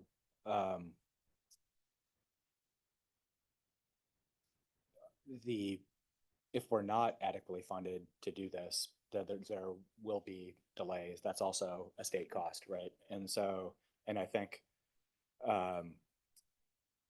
you know, our partners at DWR and the Resources Agency and LMAs, like the question is how best to make this cost effective and implementable at speed by having, and maybe it's some combination of fees and a restructuring of the way that the state funded projects are fiscally aligned, so that the funding is driven toward ensuring that all the people working on it have the right level of staff to keep it moving at a pace to not increase the costs. And so I didn't intend my brief comments to be like an answer to these questions that are genuinely hard and are constant sources of discussions for all agencies like ours.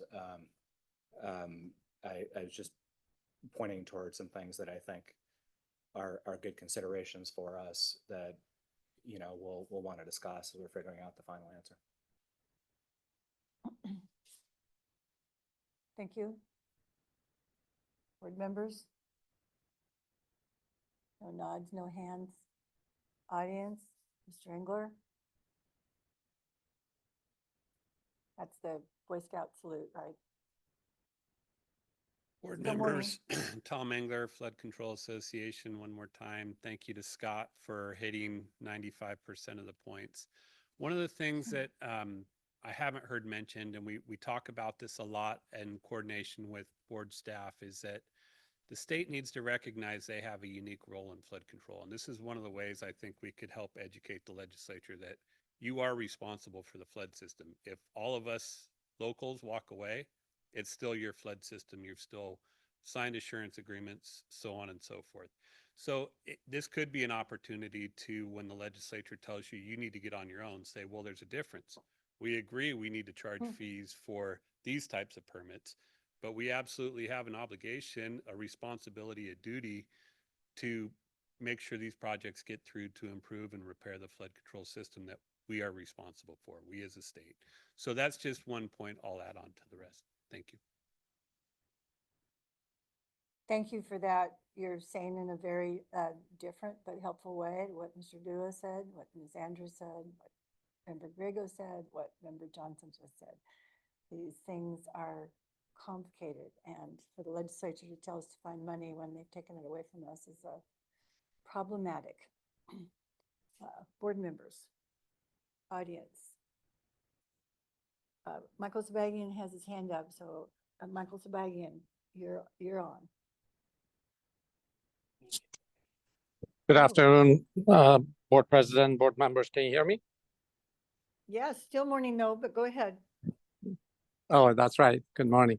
The only thing I wanted to say, maybe it's obvious or everybody knows about it, but as the large number of encroachments that we have throughout the system, any of these projects will have some sort of encroachments to deal with. Is the board charging for those encroachments as part of that process? If they are, so they are collecting some fees for those projects to move forward.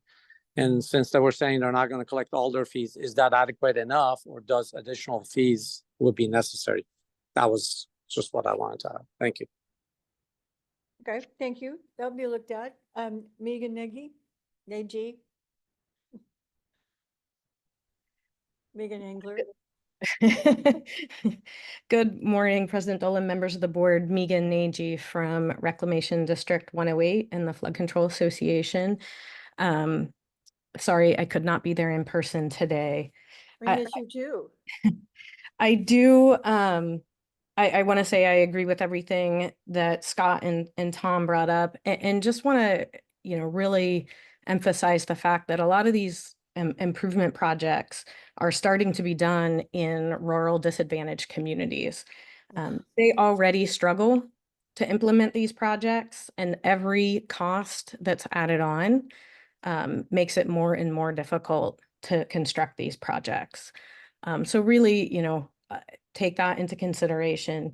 In addition, the Corps has been having funding difficulties within their 408 programs. And we've been encouraged on that front to start to enter into 1156 or 214 agreements to help fund their reviews. In the case of my project in Grimes, I had to enter into one of those agreements with the Corps to make sure that at no point my project got delayed, and it has been used. And, at this point, that's already not used, but obligated. I had to send over almost $45,000.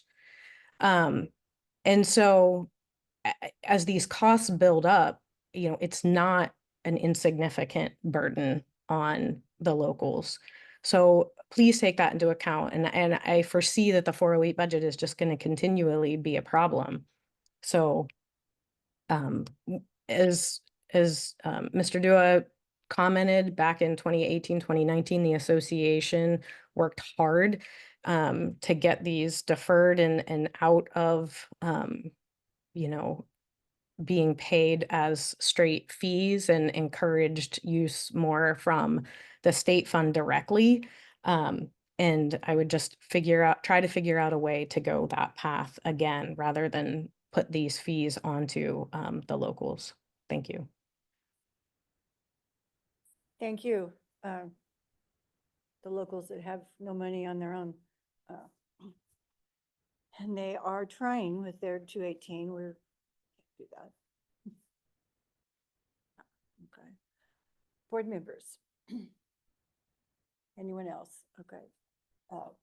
Let's take another topic.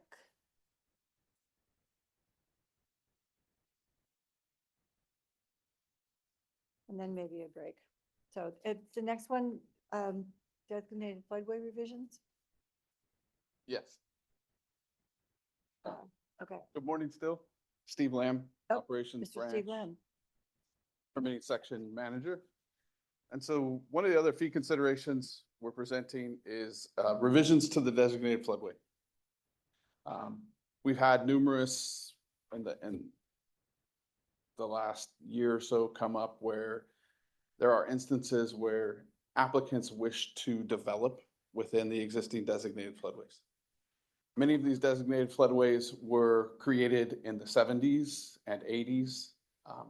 Some of them have been reshaped by meandering and things of the floodway. And this is also a program that we're working on. So internal to the board is Greg Harvey's group, and others are working to develop designated floodway revisions. There are these instances where we have locals or residents or developers wishing to encroach into those areas. And so it is rare, but it is an opportunity as we were put forth to challenge ourselves and look for options. And so these designated floodways are maybe modified by the board's regulation, section 106.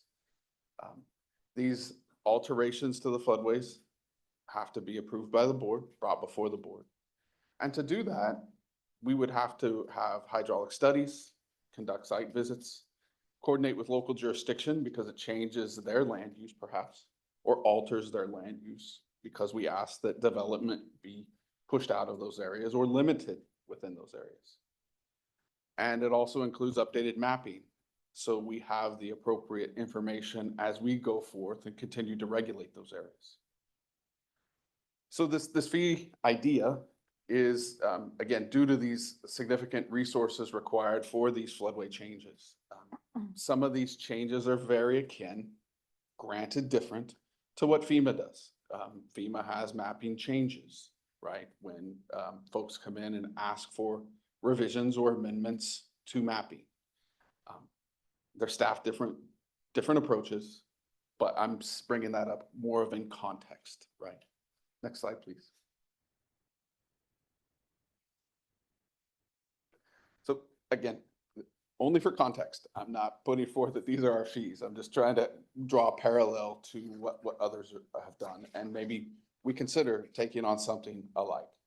And so some examples of that is there's what FEMA describes as a conditional letter of map revision, which is an acronym here shown as CLOMR.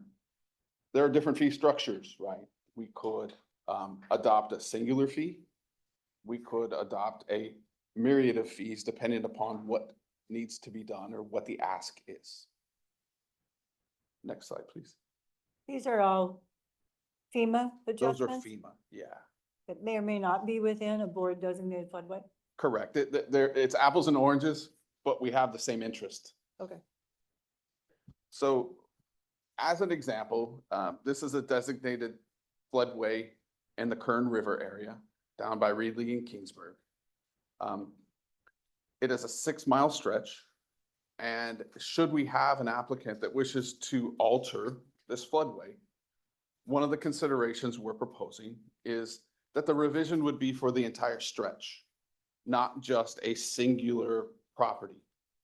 Perhaps, you know, a 300-foot long frontage that abuts this, or a minimal acreage, you know, maybe 5 acres. These lands that are seeking to be developed have a resource value to us as the flood community to protect and to allow for floodwaters to meander within these bounds. But they also have a value to individuals, right? They're scenic. Who wants, who wouldn't want to live by a river? So we have competing interests to our public. And the way our code has defined it, no development within those areas for habitable structures. So we're trying to keep people out, to keep people safe, and to allow the floodways to behave as they do. And by having a revision to the floodway through the entire length, it allows us to fully analyze impacts, predecessor, successor impacts, upstream and downstream impacts that this one thing may have on the entire shed. When they were analyzed initially, they were also analyzed in these stretches. Hydraulics has its way of, it doesn't like to be, it likes to be big, right? Hydraulics have a large impact. And this would allow twofold. It would allow us to advance our designated floodway program. It would allow us to supplement that designated floodway program if these revisions come after. So we're able to essentially plug and play these studies with confidence that they will not impact the one that's upstream or downstream, rather than doing them an incremental. If we do them incremental for one property, there's a lot of bookkeeping. There's a lot of chasing and updating models throughout the study. So that is definitely one of the pros, right? It keeps us in a singular movement. It's large bites, if you will. The corollary to that is with these revisions, it's going to impact landowners, right? What somebody does in the middle may impact somebody upstream or downstream. With the realignment of a designated floodway, we may now, by virtue, put existing habitable structures within the floodway. And so we want to either prevent that or acknowledge it and make sure it's safe. And so it also poses a perhaps perceived take now. If we alter those boundary lines, we could be altering the land use of somebody and having really constricting that they've bought this 20 years to develop a apartment complex or something that would be habitable. And now we've altered the designated floodway line. So we need to work intimately with the counties and with those jurisdictions with any alteration of a designated floodway. There are overarching impacts when we start moving these lines. And as, again, with the DF program, we will encounter those. And so there is a great deal of staff time that would be allocated to doing the designated floodway revision, which currently we don't have any mechanism to pay for, recruit fees for a development action of this sort. I think that concludes my slide on that one. So I'll turn it over for any questions. We'll call the president. I just think that this issue of designated floodway, its existence, its historical inadequacy, its dormancy for decades is entirely different than whether or not we enact a fee. And I'm going to say this from experience and knowledge. A landowner's understanding or belief in his or her ability to do what they wish may not actually be correct. May not actually be an entitlement that they hold, just a desire. So, look at that as well. And yes, coordination with local agencies that have zoning and their own building permit requirements and their own safety issues, their own general plan elements that include hazards and floods and recreation, absolutely important. But I do appreciate you saying that they should not ever be incremental or just individual, but to look at floodway, which is longer than that and that. But it seems like first a discussion. I think you know that I'm interested in looking at our designated floodways and modernizing them in a way that's appropriate, particularly to allow for recharge. I think that one comes first before we start imposing a fee on someone who's next to a river and wants to build an apartment complex.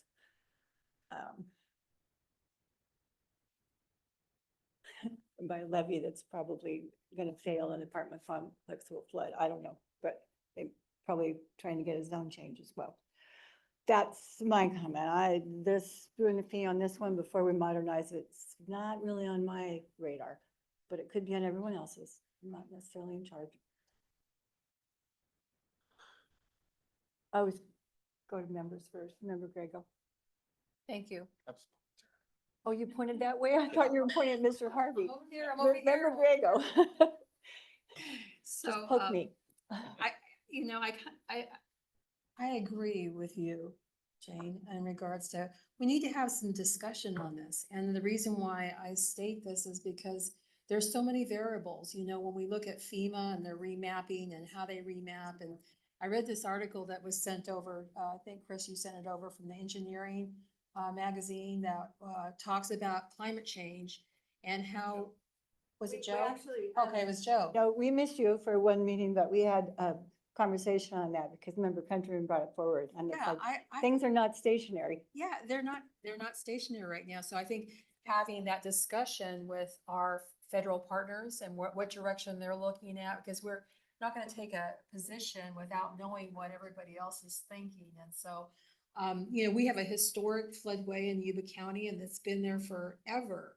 And there are houses being built and some of them are successful and some of them are hitting the wall, so to speak, when it comes to finishing their projects. So it's a discussion that I think we need to have further on it. And, local land use is the Board of Supervisors, it's their thing. And so having that discussion with local government as well as, understanding their position. But I think for the person who would want to develop in there, you have to go in there with certainty. And then doing so before having these discussions with our federal and other agency partners, I think that's what we need to do first before we even entertain the idea of developing in floodways. And I'm particularly concerned about how the environment and the weather is going to impact these areas that are designated floodways. Just my thoughts. Thank you for that. I require her to agree with me. I'm sorry. I require you to agree with me. I'm sorry. I don't get that at home, so I get it from you. Yeah, there's many factors to this, and this is like the designated floodway, not what we're here today about. How do we amend our administrative processes and deal with the requirement from legislature to find some revenue.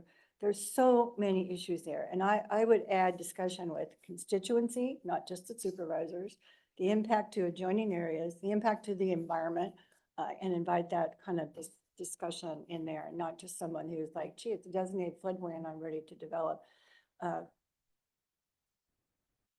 More than happy to do the zoning decision on that one, but I can't. So there we are. I don't want to preach anymore. Any other discussion, board members? Mr. Countryman. I mean, I might not understand it, but we're saying we want to consider charging somebody that wants to build something in a designated floodway at a certain location, that they're going to be responsible for all the work to redefine the whole length. I don't think that's even legal. I mean, I would be totally against that. We shouldn't ask people that are trying to do a specific project to be responsible for redoing the designated floodway. My comment.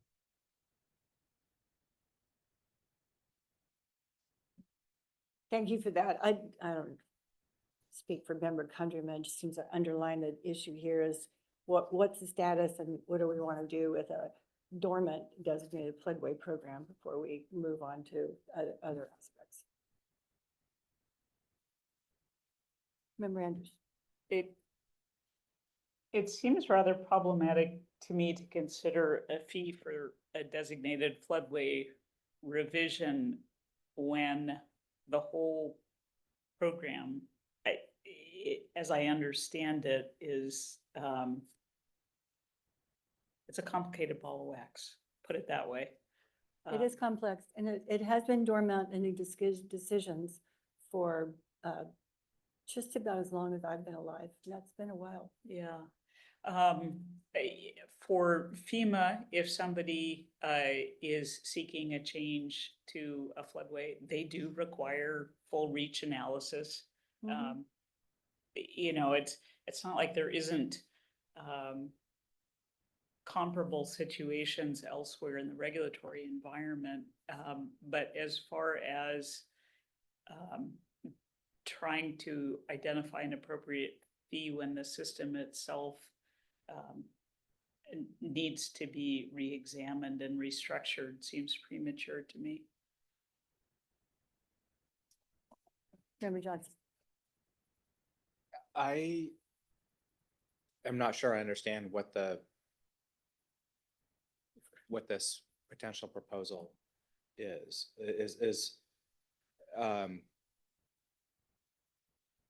Maybe just restate, but I'm curious whether you intend it to be the situation that Joe is describing, or exactly what is the circumstance again? And I heard most of it. I had to stop, but I was listening. Are we talking past each other, or is this the circumstance that? So Steve Lamb, again, with the permitting section. So the intents is oftentimes we have, whether it be residential, single family residents trying to build a home within the designated floodway. And the contention is, can we place fill in the designated floodway to get us out? Or the previous mapping, the river has meandered and it doesn't do that anymore. We have situations up north where the designated floodway doesn't even parallel with the river body.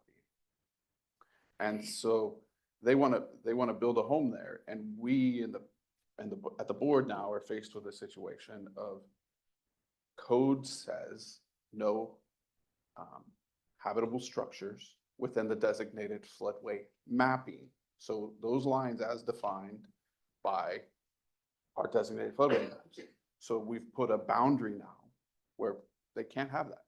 It's just against code. And applicants can come back and say, well, we've put in fill. We're not in there anymore. It doesn't flood there. We've done the study. Well, now how do we prove that? How do we affect that? How do we present that, one, to the board?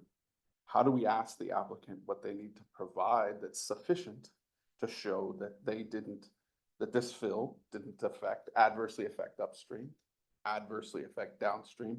And so we're looking for a fee that, okay, you're saying it needs to be changed, applicant. Please allow us the funds to recoup the fees to come up with that revised mapping now. So we're gonna have to put forth the effort to verify their studies, to work with them to make sure that the flows that they're gathering for this hydraulic shed are ample, correct? And then again, to meet with the counties, if there is a change upstream, if there is a change downstream, does it affect their zoning, plus or minus? And so all that to get there has a lot of staff assignment, staff work, staff effort to get there. Should the board choose to go this direction, I want to be perfectly clear on that. I just want to outline, here's an option. If we're going to go for it, it's going to bring up more discussions and how and why and what's it do to other programs, as President Dolan said. So we're searching and we're coming up with options. Sounds like it needs its own workshop. I would welcome that. Mr. Johnson, did you want to continue the engagement? Member Bosler is traveling. She has a daughter who is a champion acrobat. She was able to text. Suggests that what is needed is a different approach on flood system improvement projects. So put that in the record.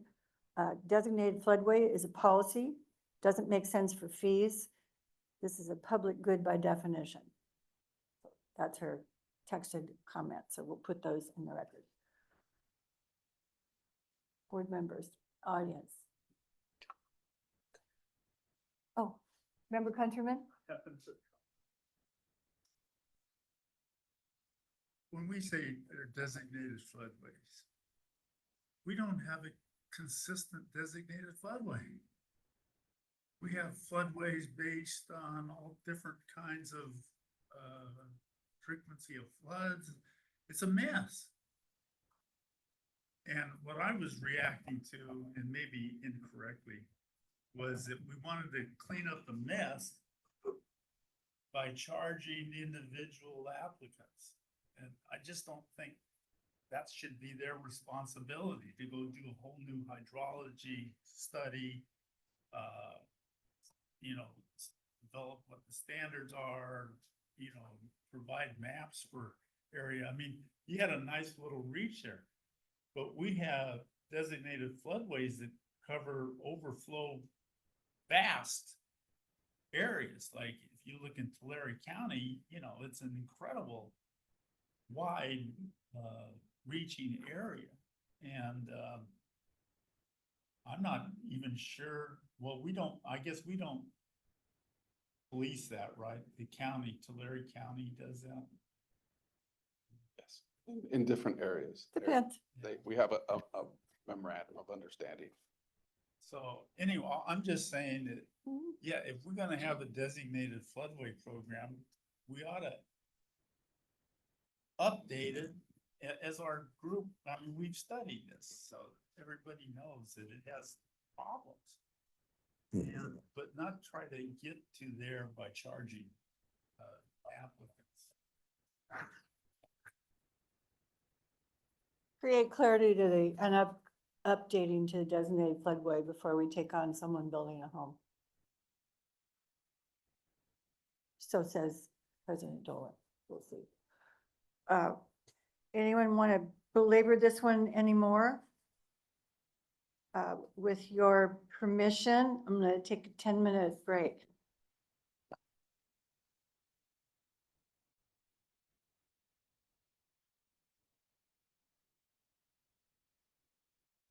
I'll do that.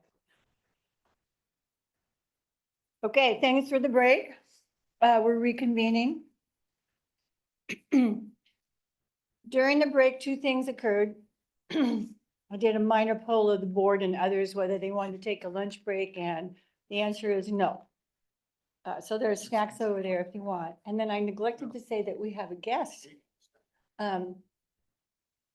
with us today, so I'm going to ask her grandmother to introduce her. Thank you, President Dolan. I'd like to introduce my granddaughter, Moira McLean. She's in the audience here. Moira, you want to stand up and say hello?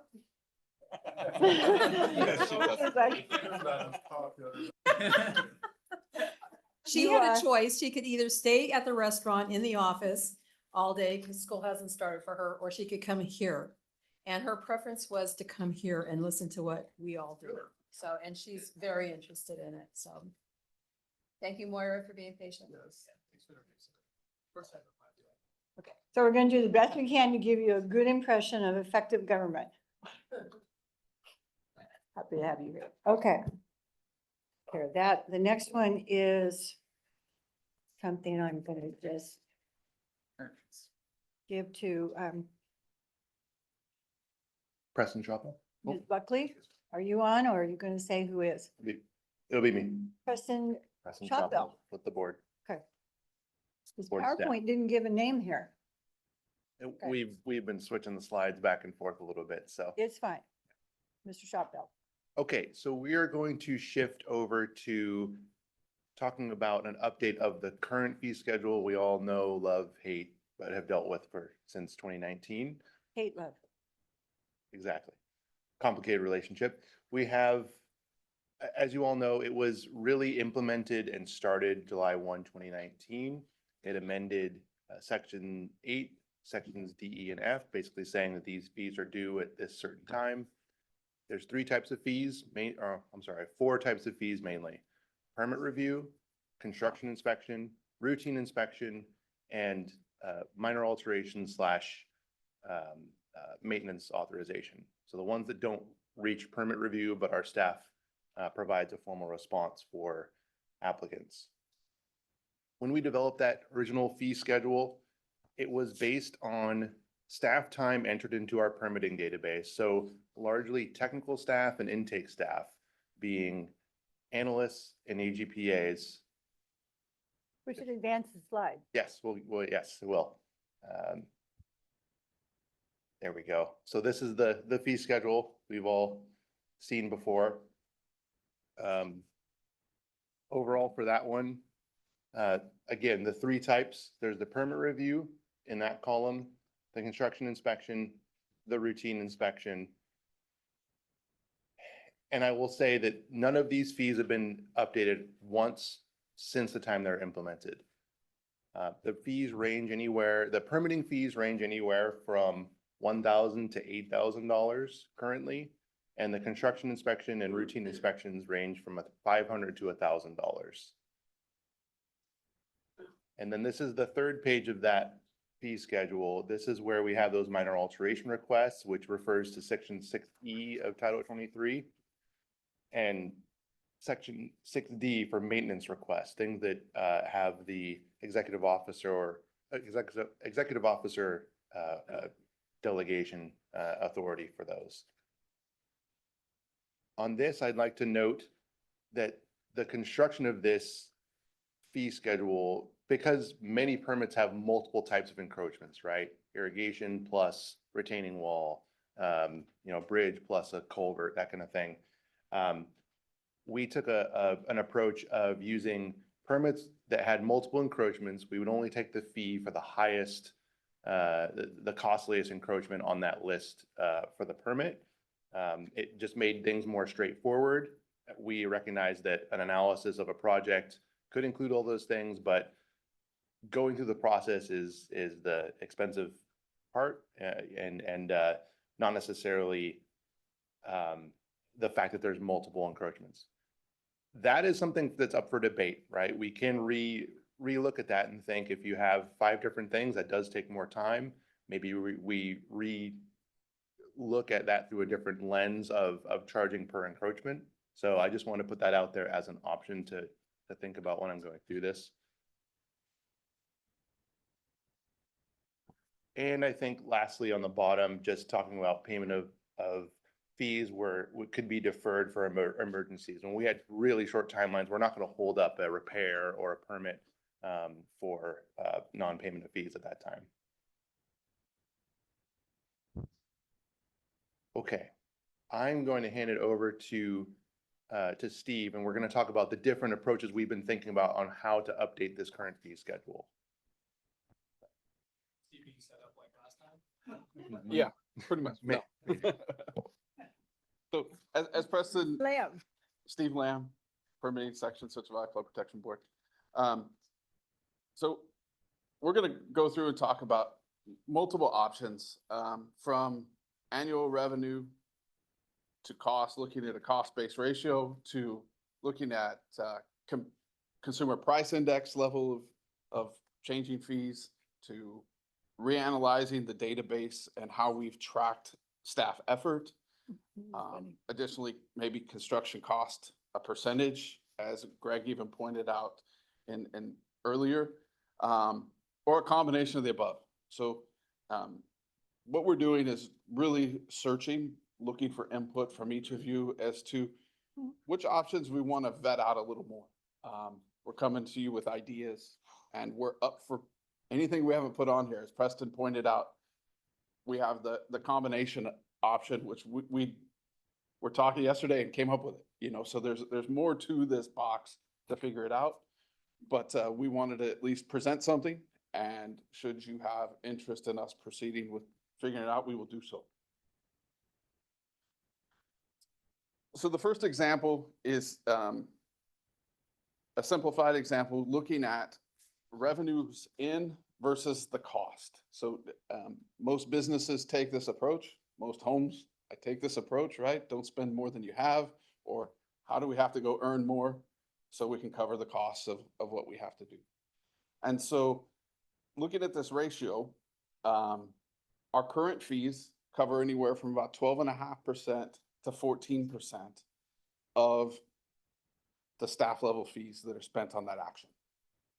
So to be cost recovery 100% is going to be a difficult challenge. And I believe that's what we're being asked of, is to let's try to shrink that gap. And so some of these happen with revenue fluctuation. We have down years, we're not going to have the revenue come in. We have up years, we may be able to supersede or not even have staff capacity to take care of the influx. So the fee increase proposal would raise the fees to align with historical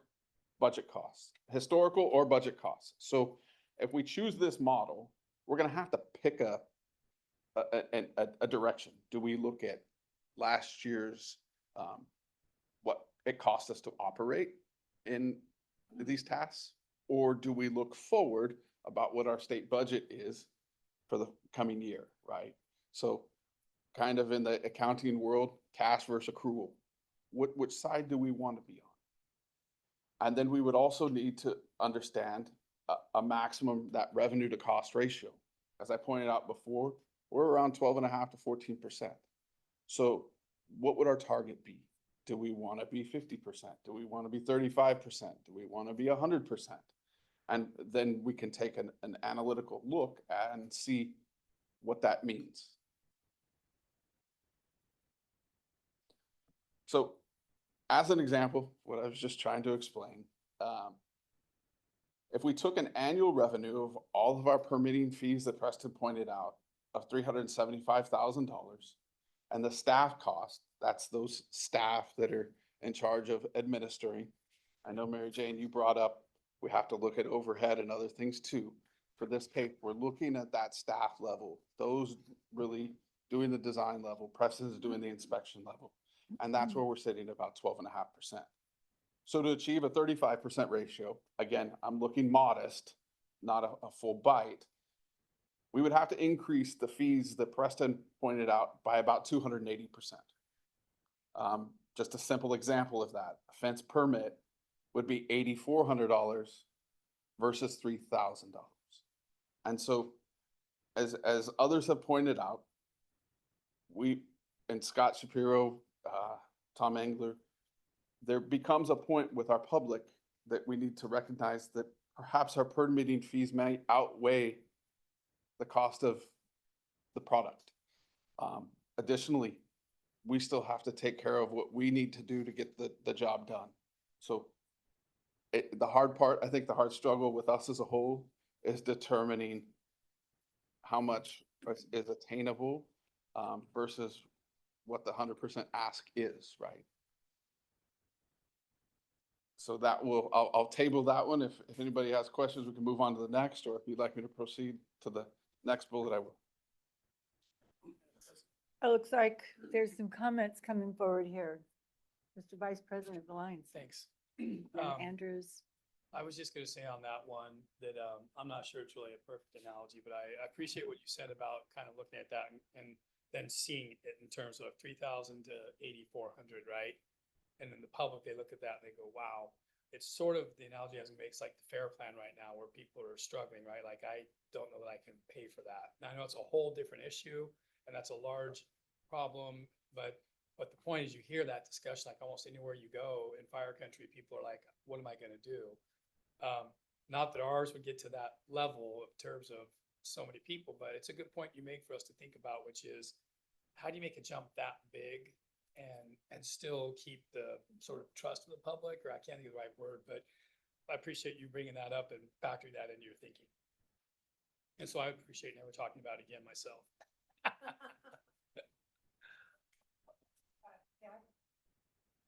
That's a leap that would only generate controversy and bad will. We don't need that. We've waited a long time to look at this, so we can't make the leap all at once, in my opinion. Member Andrews, then there you go. Thank you. I think this is a question for you, Mr. Leaf. Maybe I misunderstood what you said at the beginning, but I thought what you said was we can only charge fees that are commensurate with the staff hours for which the fees are being charged.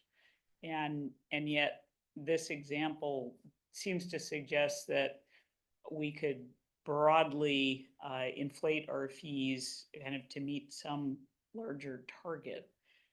Did I misunderstand you at the beginning? What the statutory requirement was with regard to fee level? We have authority to charge fees for services that we provide. And when we get an appropriation from that special fund, we could spend that money on the services for which we collect fees for. So there's not a direct correlation. Permit X and what we spent on permit X. More, we charge fees for permitting, and we can use that money to support permitting activities. I see. So it would, So right now, as Mr. Lamb pointed out, fees we collect don't come close to what we spend. So there's no problem with how we're spending. I see. Thank you for the clarification. And if I could, Steve Lamb, if I could make a clarification. What I initially said was that the costs shown here are for that permitting. They are not, as Mary Jane pointed out, the aggregate of the board. So I don't know if that wasn't the intent of this example. It was, as Chris pointed out, permitting for permitting. Thank you. Member Grego? Thank you. So for me, your question is, where are we gonna fall in that limit? Whether we're gonna recover 100% or we're gonna, for me, as one board member, I look at this as a multi-year, structure that I don't believe that we as a board could just say, okay, we're gonna collect 100%. That just isn't feasible for anybody. And so I look at it as a multi-year with the discussion with the legislature that says, hey, we heard you loud and clear. We are raising our fees and we're going through a process of years to get there, but we still need that backfill from the general fund in order to accomplish the public safety goals that we haven't before us. And so, this board needs to, we'll make a decision on whether we go to a CPI or whether we go to a fixed structure every year, and through a public process, just like any other agency. But I personally don't think that this board member is going to support 100% fee structure at this time, but a gradual every year. Thank you. Board members, Member Countryman? Well, I think the urgency here is by not making changes annually, we're falling back. Maybe it was 20% when these were initially instituted. Now it's 12%. If we wait another 5 to 10 years, it'll be 4%. 1 year. So I think there is some urgency to get some indexing here, because as far as I can see, state salaries keep increasing. And it's basically what we're talking about, right? It's not other stuff. It's the salaries that we pay our employees. And so we need to index it for sure. And if not, we're just, it's going to become totally worthless what we're charging. Member Bosler? Yeah, I just wanted to weigh in on this as well. I mean, I think that there is a kind of fine line, which is we want people to be in compliance. We don't have enough people at the state to really be able to enforce 100% compliance. But if a fence fee gets to be $8,400, I really do think that some people may just do what they're going to do and not even come to us, right? Like it starts to become prohibitively expensive. So I think we really need to be mindful about levels. I think we did the study initially with some amount of time study. I think we shouldn't move away from that. But I definitely want to, associate my remarks with board member Countryman. And I would just say it's very commonplace across state government for fees to be indexed to some sort of and the same at local government level as well, because there are just general increased costs to doing business that are occurring every year. So that seems like the most logical thing. I think any of these like really big adjustments, I think are something I'm also going to have reservations about, even understanding the goals. And I think that the legislature would really need to weigh in on these things because they need to understand the impact of what they're talking about. So much of what we do is a mixture. I mean, we have a huge public purpose, like the common purpose. It's not just all about private landowners. So we need to balance that. And there is a role for general fund, I believe, in supporting our overall program. I'll second that. Board members? Audience? I think those who are from the local agencies have already fainted on that dollar figure that was expressed. Anyone online? Megan Nagy?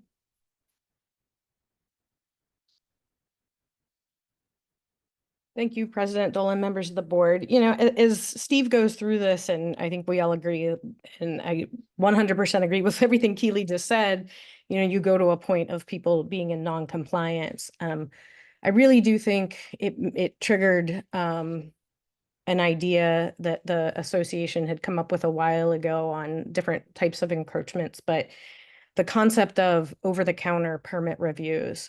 If there is a way to take some of these, what I'll call simpler projects, especially the ones that have an associated categorical permission with the Corps, then instead of increasing fees, you can figure out a way to reduce costs by reducing staff time and review because you have a standard over-the-counter permit. It wouldn't work with every type of encroachment, but I do think that there are some that could be considered. So just kind of an out-of-the-box idea on ways to reduce costs without increasing fees. Thank you.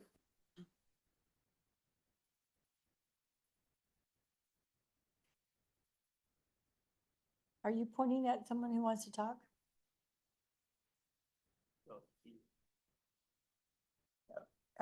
Bosler, member Bosler, do you still have your hand up? I need to put it down, sorry. No, that's okay. What's the score now, the competition? All right. Never mind. Okay, board members, audience. What direction do we want to give? Member Johnson? It's not the direction to give, but just But thinking. seconding Megan's thought. The other benefit of that, if there are ways to do that, bringing down costs for the really inconsequential ones would also allow us to be, directing the staff energy toward the stuff that matters the most. And so I would really encourage us always to be on the lookout for ways to do that.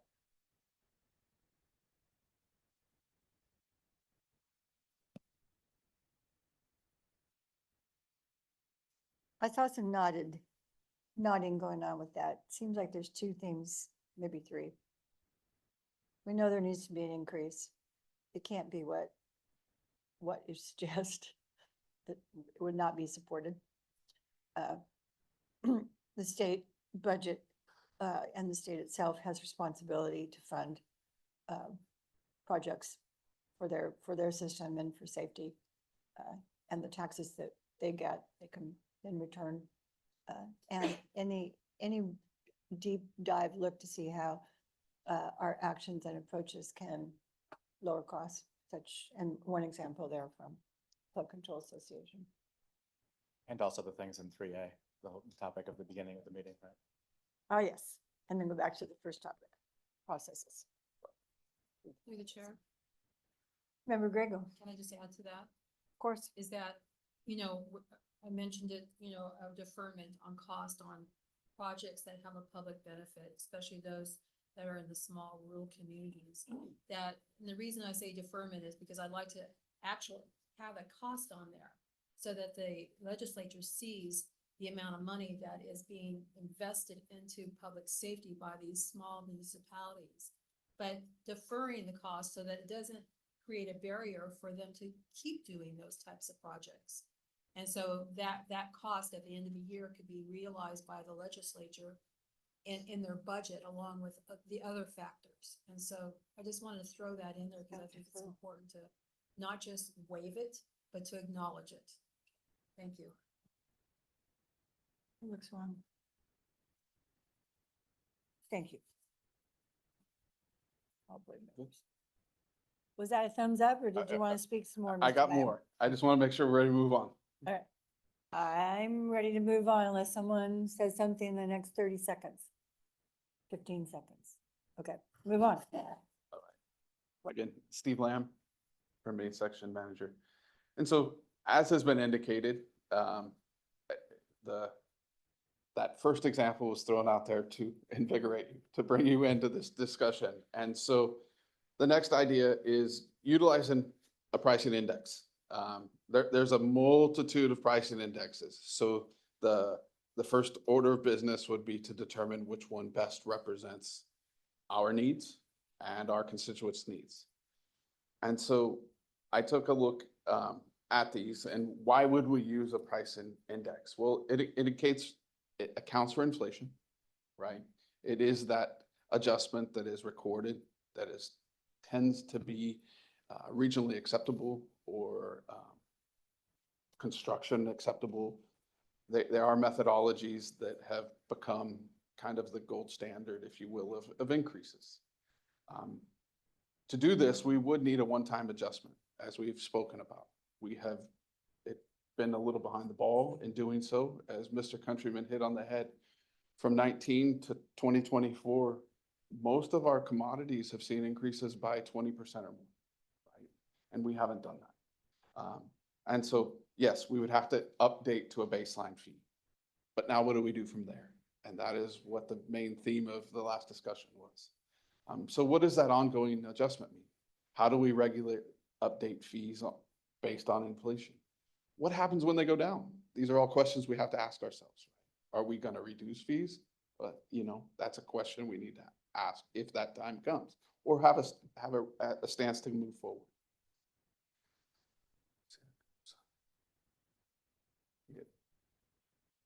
Thank you, Jonah. So we took a look at the Consumer Price Index, specifically the California Consumer Price Index. And the problem that I saw that I would bring to the board is that the California Consumer Price Index, they look at Los Angeles, San Francisco, San Diego, Riverside, and then there is a Western region. The four that are named by the California regions,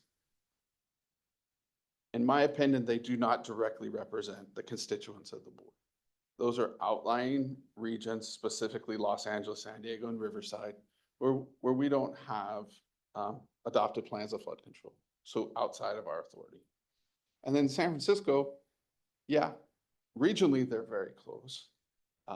Economically, vastly different, and they are also on that western fringe. We don't have a lot of adopted plans of flood control within there.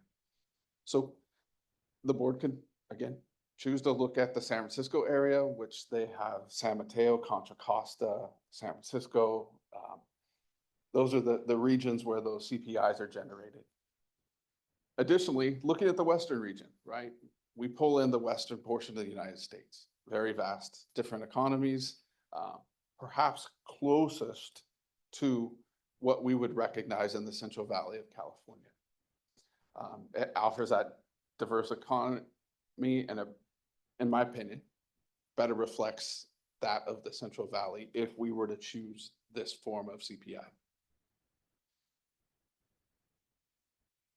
So should we decide to utilize that CPI, part of the process to update our fees through this, again, we could insert California CPI with any of the magnitudes of CPIs that exist out there. So I'm using this more as an example rather than go do this.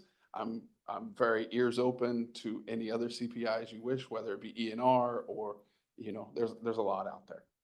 And so we would gather the data, locate the latest CPI, for this case, the Western region from the Bureau of Labor and Statistics, choose that target value for that fee increase, and then calculate the increase, divide the chosen CPI percentage, apply to the existing fees, and update the fee schedule on an annual basis.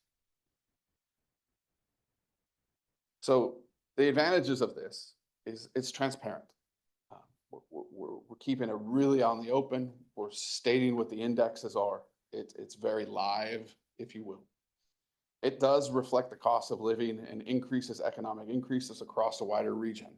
So we're not just isolating to those other areas as the California CPI had. It's consistent. There's really no guessing about it. Again, it's part of the transparency for it. So it's standardized. We can virtually codify this methodology. Some of the challenges, I don't want to say disadvantages, challenges, is what happens, as I pointed out, what do we do when there's a decrease? Do we pull it down? Again, something the board would have to provide direction for that. We also may have a surge in requests. Some of these can be speculated, right? We know there's been inflation over 2024. If we know that our 2025 fees are going to go in place, we may have a surge of applications beating that timeline.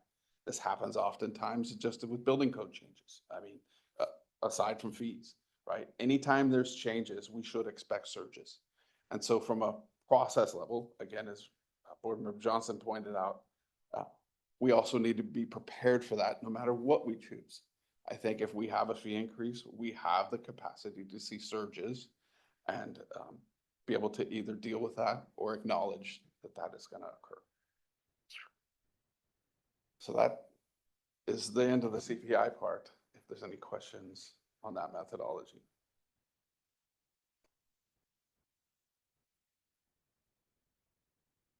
I think I would seek some input from board members if going with a consumer price index of the area recommended is something we want to suggest.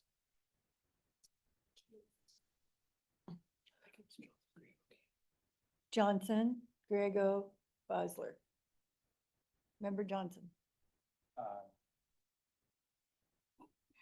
think Gordon or Bosler might have actually come in before me. You want to do that? I'll yield my time for a little bit and come back. I was relying on our clerk. Yeah, who looked at who and- came and up first. He may have been right, but I was, Okay.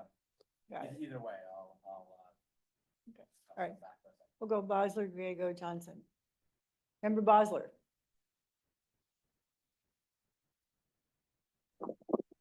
I will just say that the Department of Finance does put out an annual price letter. And that is something that I think most state agencies, sorry, hold on one second. Sorry, so Sounds like you're having fun. Go Etta. Did we lose you, Bosler? Nope, I'm still here, sorry. Okay. Just was trying to avoid the announcer. Price letter, it comes out annually. It's something that drives a lot of fee increases across state government. It's standard. I appreciate the analysis about the weighting, but I think that I wouldn't think we would really want to reinvent the wheel here. There's two that are commonly used, CPI and then the state and local deflator. And then in terms of the employee costs, the way in which that works every year is the bargaining happens, and then the determination is made about how much that is required to meet those increases, and then that gets loaded into the budget of all the agencies. And so, it is, and it's attributed to different fund sources. So the CPI will not necessarily keep up with that. And so this is always going to be constantly juggled. And so, just budgeting is not like as precise maybe as some people want it to be, but we're always in the state of like not being able to catch up, right? And that's why I do think we need to be really focused on the fee setting, what we think is appropriate based on, what's not going to impact negatively the ability to move forward with important improvement projects and regulatory frameworks that are really important to the safety of our system. And then the adjustments on the fees, I don't think it makes sense to spend a lot of time reinventing the wheel here. We have 2 different deflators that are calculated annually and are sent out to all state departments in something called a price letter, and can be easily used and plug and play here without having to do something special, if that makes any sense. Thank you. Many nods going on here. It's another reason we're very glad you're on board. Member Grego. Thank you, and I agree with Board Member Keeley, using the CPI, but again, I agree that we're never gonna catch up just using that method. And so looking at, to go to a certain percentage for increases on these fees is essential. It's not gonna happen overnight, getting caught up, but I guess the plan is, the question from the staff is, where do we go from here? And for me, it's to look at these fees, bumping them up, and then at least getting the CPI schedule started. I don't know if the board is going to entertain any caps. Some jurisdictions say they'll put a cap at 4%. So if CPI comes in at 5, then it's going to stay at 4. So that's something to consider in this discussion as well. Thank you. Okay. Member Johnson, you ready? I am, but I'm glad I waited. Yeah. So I agree that having some sort of regular adjuster, index makes sense.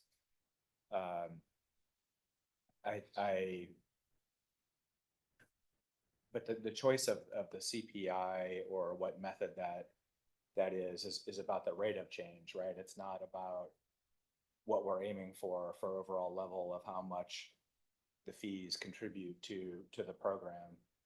And because the index is going to be a different number from our change in actual cost, it'll drift over time, and we won't have, if we just take current fees with some index, it'll just continue to drift from whatever we thought it was. And so maybe you're going this in the later in the presentation, so I'll just anticipate it, but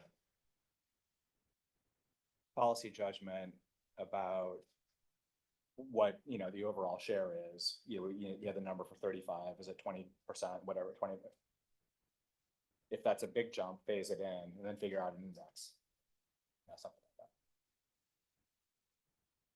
that. And then every 5 years, maybe the index is fairly automatic, but then every 5 or 10 years you come back and reset because of the drift to recalibrate it back toward the percentage that you're aiming for of the overall share.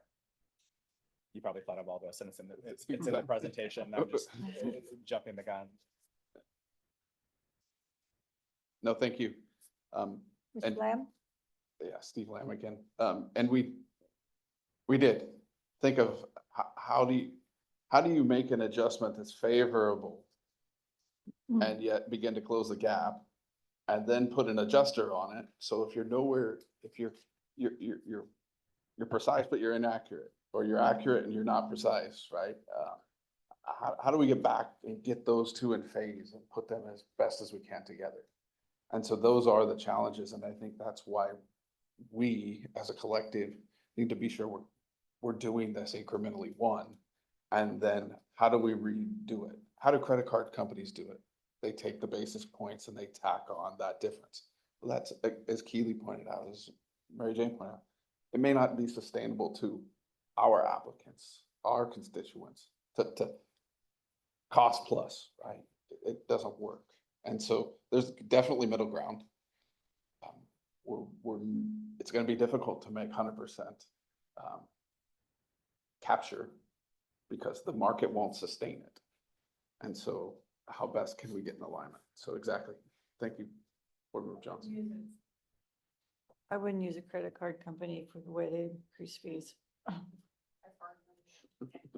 But I'm looking at the written report here, and it looks like approaches would be consumer price index or something. We've spent some time on that. Looks like data hour tracking, and board staff has utilized internal database to account for that, and then construction cost percentage pricing. Yeah, so we've got those three to discuss next. Two. I think we only did one. I've done two. I did the first two. What was number two? What did I This miss? is CPI. Oh, okay. So what's number three? Reanalysis. Okay. Mr. Countryman, The slides show that the total revenue collected under this last year was 300 and something thousand. I can answer that. is that in 1 year or is that what's in the fund? It was an arbitrary example. I didn't, those aren't precise numbers. I was just using it for mathematics. It is somewhat close. Well, since we started collecting fees, we've averaged approximately 3,000 a year. Okay, and what percent of that is of our total budget? Oh, our total budget's in the $14 million range, So it's so not very much. 1 or 2%, maybe, or something. I mean, So is this just, you know, it's not affecting the state budget one way or the other if we increase these.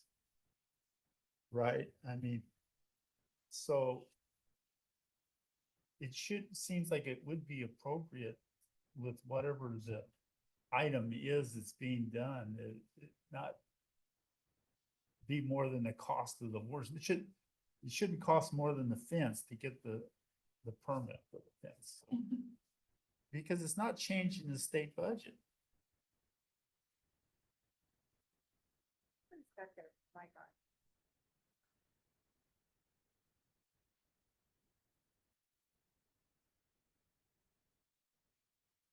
It's a conundrum. The legislature says we need to enact fees and we're trying to do it in the best way forward for our work, for our budget needs and for the public. So I put these out, shred them on, throw them in the air and see what comes down. You're right, Mr. Countryman.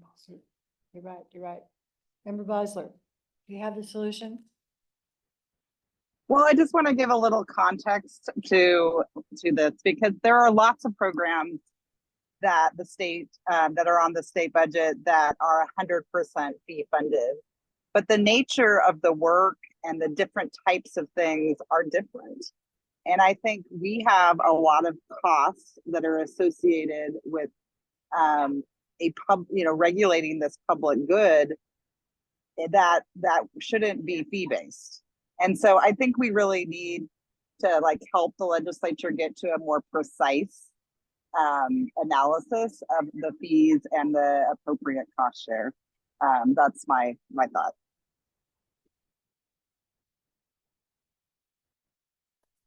Thank you. I would say whatever approach we take of minor adjustments upward of our fees, we've got to engage the legislature in understanding flood board's responsibility authorities that the state has put upon us. We're not an orphan. Okay. Anyone want to engage more? Are you pointing to someone? No. Or are you just saying, stop? Audience. I'm gonna teach you hand language, then I'll know what you're saying. Anyone online? Okay, what's next? Preston Shotwell, board staff. Mr. Shopbell, where are we? Are we on steps? Database hour. Oh, Jonah, can you database. switch back over? Thank you. All right. So it was perfect timing on the discussion before. Yes, we realize the need to normalize the fees that are currently that we currently have, right?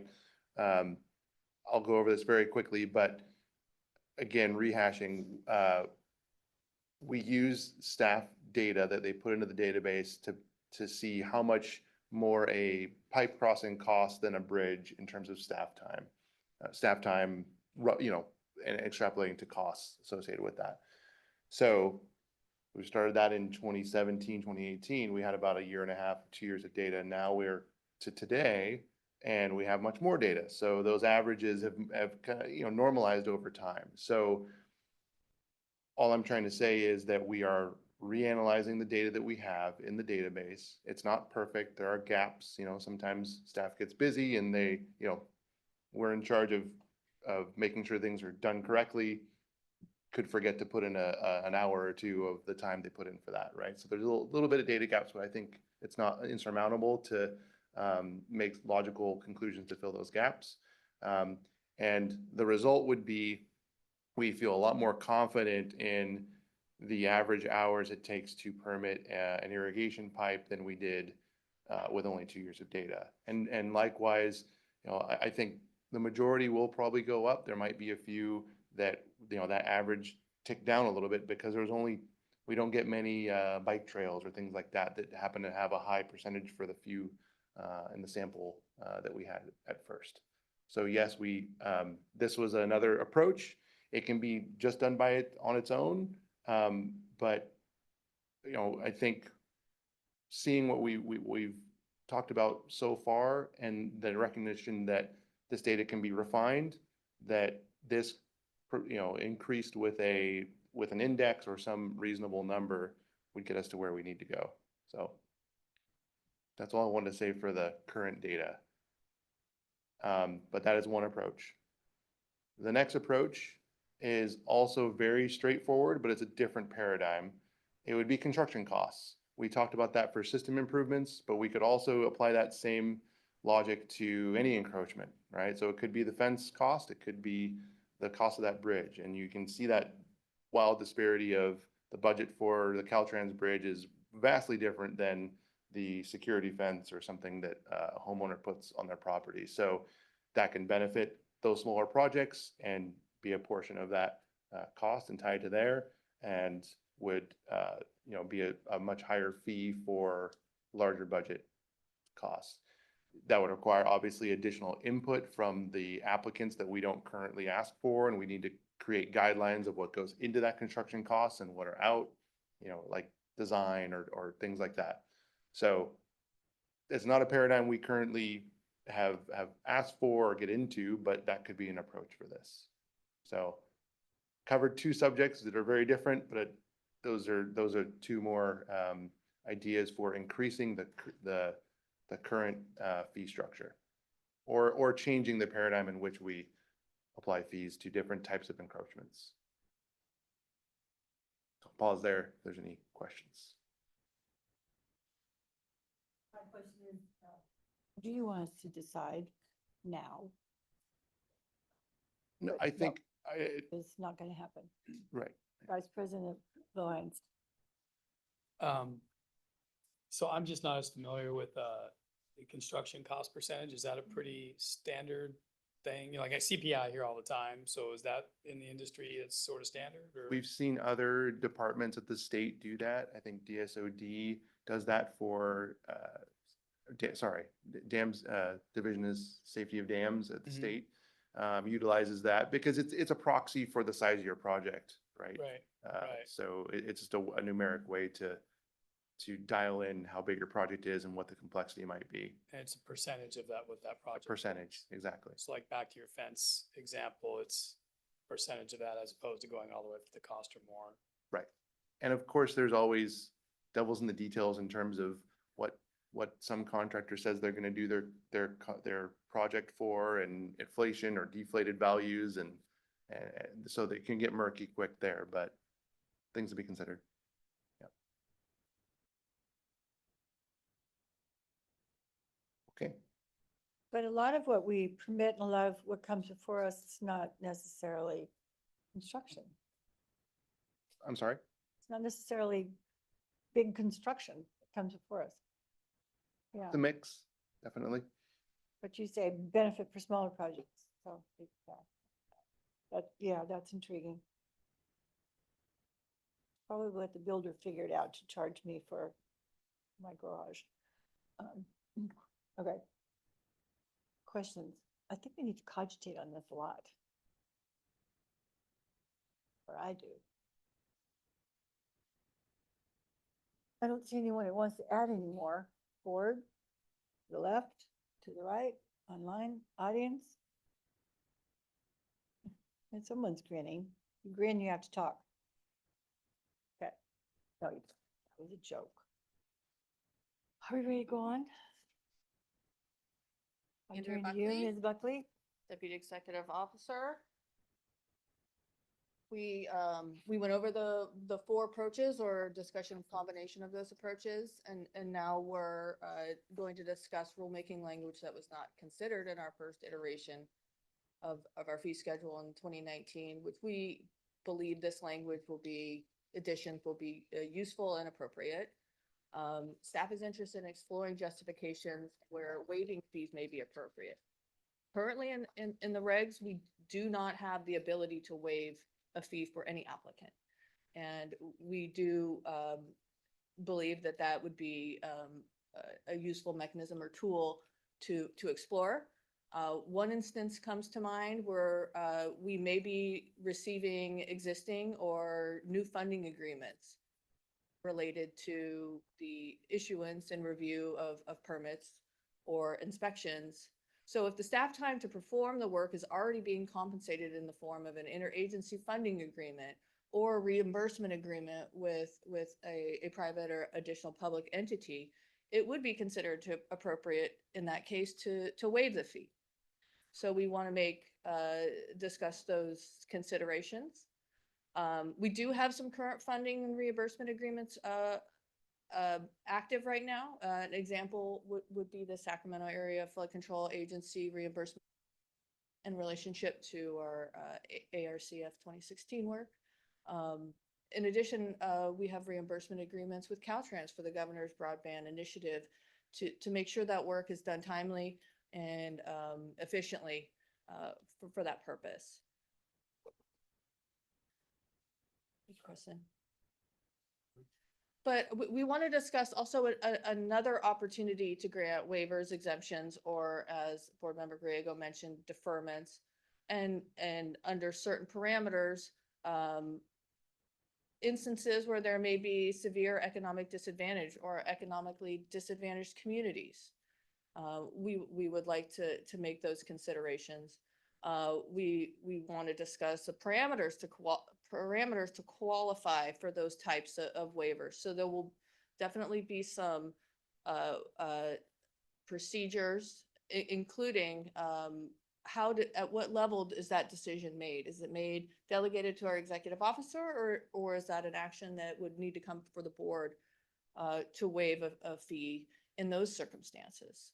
And what type of information we would require from the applicant to waive a fee.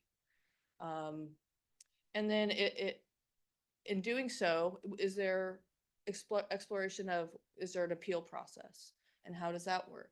And so we have some questions there, but interested in hearing the board's thoughts on any other opportunities where we feel it would be appropriate to waive, exempt, or defer a fee. Since we currently do not have that language, we have the ability to make those modifications. So I'll leave that there and look for questions. Do you want input on potential waiver? Or, Yes, ma'am. oh, okay. I can't think of an example, but my feeling is, yes, we would want to be able to do that. So you talked about creating parameters and actions and Yes, issues. Yeah. since we currently don't have that language, we No, we like don't. to explore parameters for waivers, emergencies. Right, waivers, exemptions, reimbursement agreement. I think as quickly as those can come to the board would be my preference, but if there's an emergency, we might want to tag that word on and then have the executive officer, because we don't work as a board every day for decision making. Board members? Does anyone object to adding those?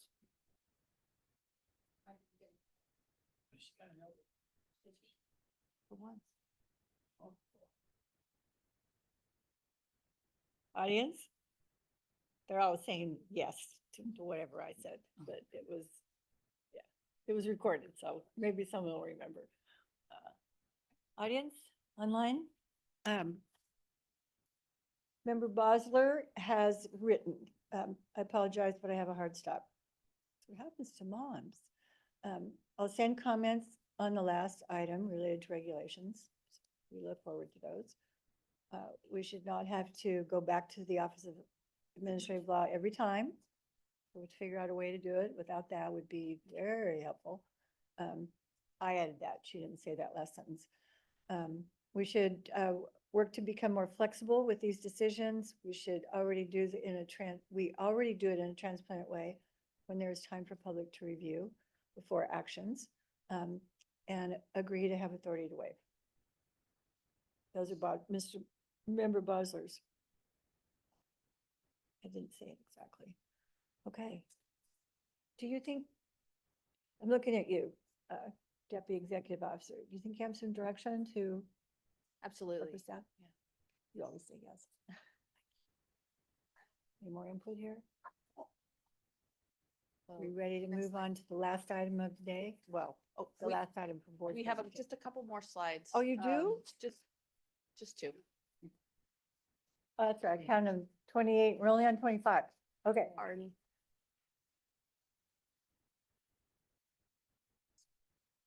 So the other potential language change, which has been touched on a bit here, is the ability to administratively increase either annually, biannually, or another frequency without having to go through the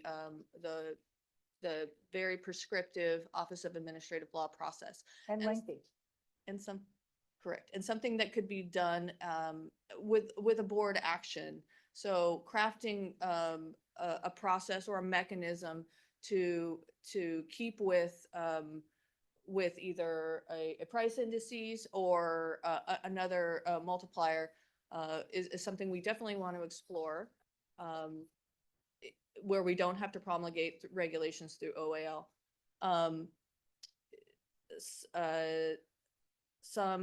It has been the 5 years since that increase, so we are cognizant that we need what we are thinking is a true up in terms of where the permit fees sit now before we undertake using a mechanism like that I've just mentioned there. And that we have several parameters to consider for that, what indice to choose, the frequency at which we would do that, and how they would go into effect, whether, as Board Member Grego mentioned, deferred or in effect with a grace period or something similar. So a couple other parameters as it relates to the administrative mechanism that we would go through OAL for the first time, and then continually make those updates.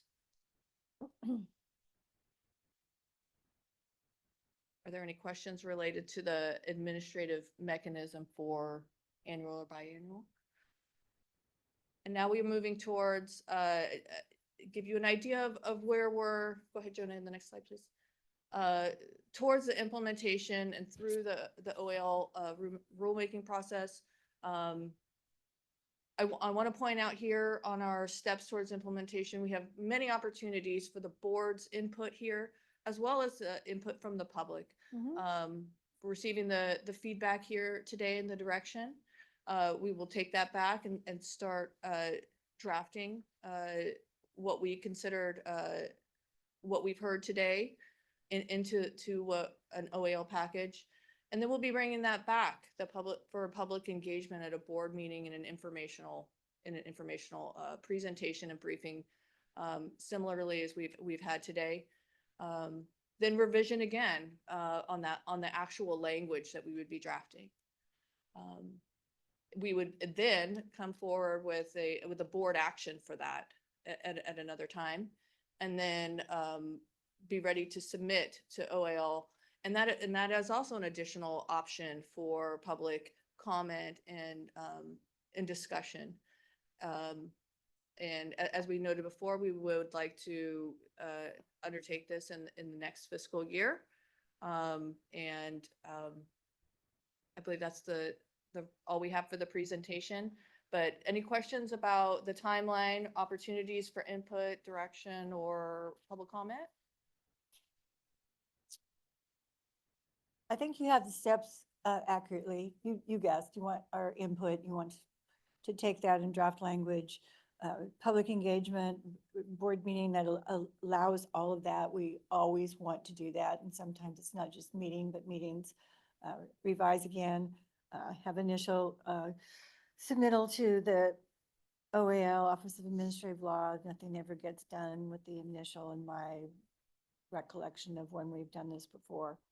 And then you said next fiscal year or this fiscal year. Do you have some indication of when these My steps? apologies, yes. No, that's all right. 24, 25. But just some more clarity to an indication of when these might come to the board for further analysis.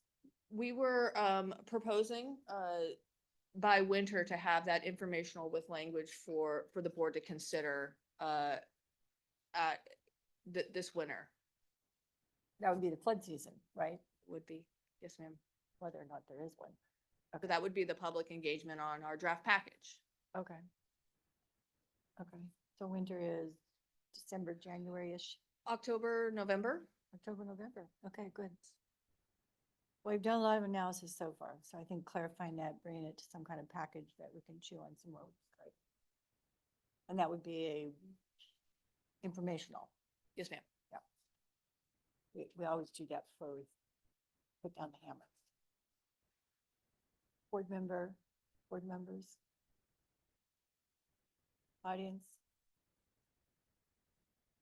Someone need a pillow online? Thank you. Thank you.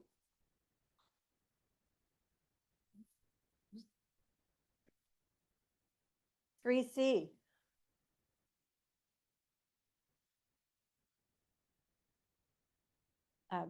This is the brave person, Mr. Steve Lamb. You know, this actually says brief summary. I think I left off ing. Mr. Lamb. Thank you. So, sorry. Here we're going to discuss some of the minor changes that we have located and proposed to push through the OAL process in conjunction with pushing out the updated regulations that have been started. So for a little bit of background, as I spoke on those previous regulations, we started out, we've been working diligently to update the rulemaking since around 2018. And we hit a stumbling block in part of our review with OAL in 2022 based on they were asking for some pretty intense examples of specific articles. So we've continued to work through that. And the reason I bring it up is Andrea spoke on it. We've had a lot of discussions about OAL. So there's a lot of things happening at one time, and we're trying to coalesce those together and get a comprehensive package so we can move things along. So again, wanting to give background, we're started and going through the process of reviewing those, we also found some minor inconsistencies or minor changes. And I want to illustrate those to you. So they're not like quick changes or why didn't we know about these changes, but they are, and for all intents and purposes, relatively minor, but seeing the context, that's the important part. So again, not diving into detail. Some of these newly proposed minor changes are the following sections. Section 2, purpose and scope. Section 5, delegations. Section 6, need for a permit.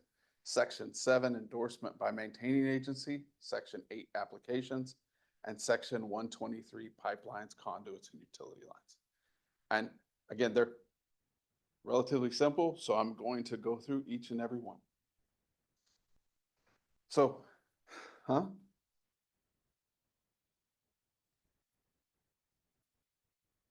right. I saw you had 12 slides. Okay. So in Article 1, Section 2, purpose and scope, to clarify about what federal activities should or would require a permit, we've worked through and added the following language. This division does not apply to any federally led activities that occur solely on federal property, not subject to 33 U.S. Code Section 408 permission. So this basically is saying that work done on federal property for a federal project would not require a board permit. Federally active projects that is not within federal property that would affect the floodway does require a board permit. So we do get oftentimes requests from U.S. Fish and Wildlife to do a restoration project on a private property. Well, that is not on federal property. That would affect the floodplain. That does require a permit. USGS to install flood monitoring stations within the river. It's not on federal property. It could affect the floodplain, that work, so the board does need to take action in that.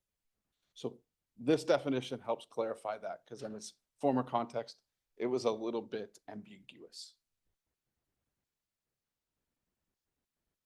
Next, in delegations. So we're looking to add a delegation here. We oftentimes, as part of our operations, run across unauthorized encroachments which existed prior to the adoption of the plan of flood control that need a permit. So these could range from a home built in the 1920s within the Butte Basin that didn't have a permit. All they want to do is repair the roof. They've kept it in good repair. So, and instead of bringing that to the board because it's an existing encroachment, we're asking to bring this to the EO officer because it's an existing encroachment. It has already been hydraulically analyzed because we didn't have an adopted plan of flood control. So this is an effort to streamline the process.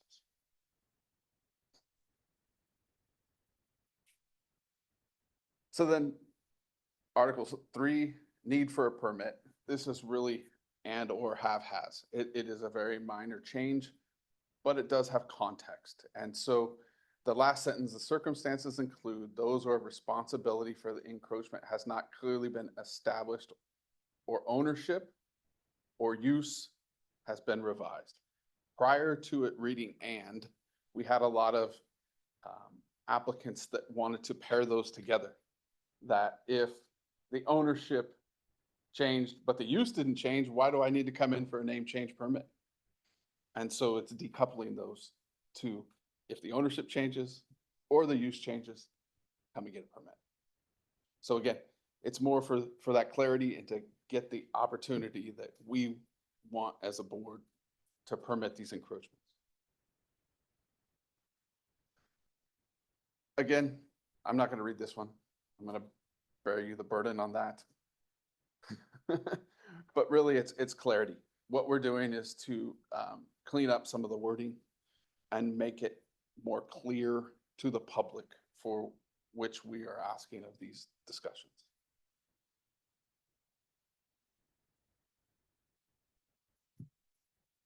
So this is a bigger one. This is a change. And so as we've moved to the digital era, maybe thank you, COVID, we're doing a lot of our coordination electronically. Vast number of our permits are being transmitted now electronically. We no longer have the need to review and have hard copies of 4 binders worth of material because staff is utilizing the computer. We're utilizing digitally to review these documents. So this is an ask of the board to consider is if there's anything that we should or shouldn't, we're asking to not have hard copies anymore. We see it as an advantage to the state, an advantage to our staff to not have piles of folders, piles of documents within our offices. We have to pay for archive. So there's $1.65 to $2.50 a square foot that we're paying to archive these documents. So we do have a robust electronic system. It is backed up. We've just pushed to the cloud, so we've got redundant backups. So a lot of the data is now being housed electronically. It does not preclude applicants from giving us hard copies. I want to be perfectly clear on that. What we're looking for is to not make it a standard, that it must be 4 copies.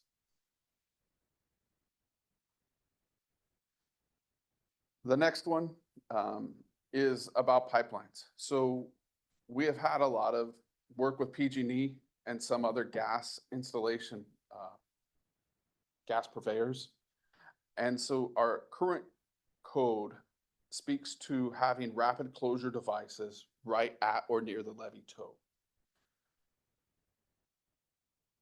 Through discussions with PG&E and with our LMA partners, having these rapid closures were the intent of this was if it's a water line, irrigation line, to be able to shut this down.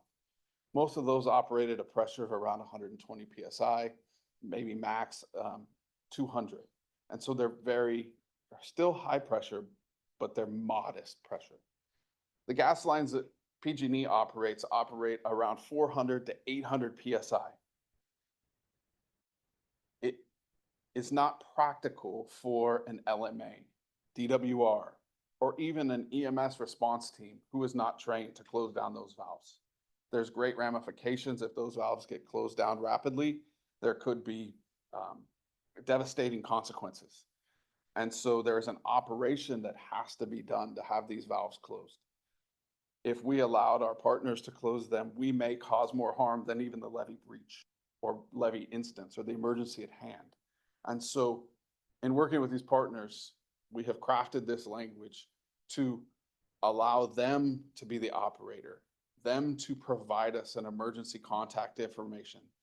With their permits, they will have a closure plan so these things can be appropriately closed at any time of need. They are on the call list for emergency with Flood Operations Center. So this really isn't changing the current operation. What it's doing is it's not putting us in place to put a regulation that could put harm. And so it still remains for this is specific for gas lines or fluids under pressure that have these. So I want to be specific. This is an ad because it's altering. So I think it's for the public good that we do so. Vice President Blunt? I know we want to get rolling, but what's the devastating consequence? Is it like a bomb that blows up, or what? I mean, what do we? Essentially, the gases, if you rapidly close them, you can have a quick expansion or basically like stopping a train. The rest of it kind of pile up. Water hammer is what in the engineering world we basically call it. So they have to be shut down in parallel with others to receive them. Sometimes these natural gases have to be flared off. You may have seen that around the Delta when they do repairs. So they have to flare off the gas so we don't get huge increases and cause pipelines to shoot out of the ground or, God forbid, a San Pablo accident.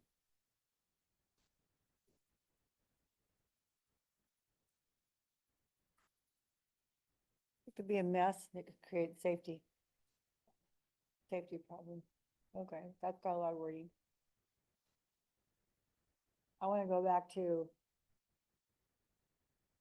permit application not be always in paper. I don't know. Maybe it's because I went all through college before there was internet. How do we have assurance that cloud safety, cloud storage, maintains security, allows access, allows research, protects historical documents, and they don't just exist online, but they exist for researchers, that we can always expand and that it's not subject to misuse.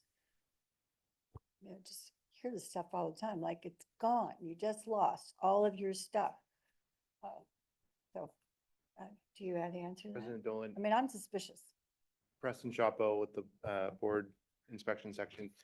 I only wanted to speak up on this point just because, as you know, we're developing the permit application program, the online way to do that. And of course, that's part of those discussions, right? Like that's another digital format of this, and applicants are going to be uploading, and they email us, you know, their applications right now digitally. So we have PDFs and we put them onto our database.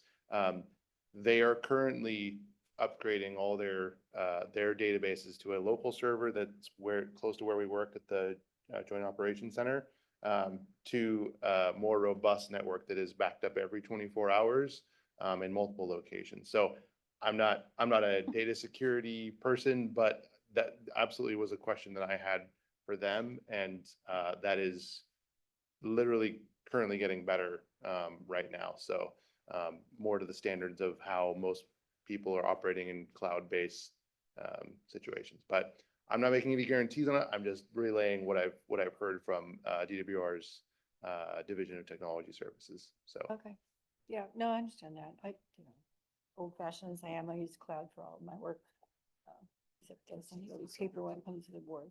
I just, I have some suspicion. I don't think it's the be all end all for retaining public documents that will have use for 100+ years. And Look what we're doing to try to resurrect and find all the documents from 1902 that are in people's garages and some warehouse somewhere and something like that. We're finding things that are historically important treasures. and I would, again, I don't want to make the decision. I would accept it. However you so choose. I do go back to without having to have hard copies, we are streamlining our process. Oh, no, I don't. If we need hard copies, right. we I'm have not to manage the suggesting everything files be in paper. I want and, you to know that. and go through it. So, Yeah. again, process, we're looking for opportunities to continue to better ourselves. And this is one of those, because we do have, I've had staff leave, I've had to clean out offices. I'm going, why do we do this, right? Or what do I do with this? Now what do I do with this? And so, I think it helps across. Thank you for the comment, though. Yep. No, I'm not disagreeing with that. I register to vote online. I do all kinds of stuff online, but I want to be sure that it comes back correctly, and sometimes it doesn't. Sometimes it disappears. Right. All right. That's my suspicion there. Got it in. Mr. Engler, which one do you want to talk about, or all of them? Thank you. I was on the next slide, but That's okay.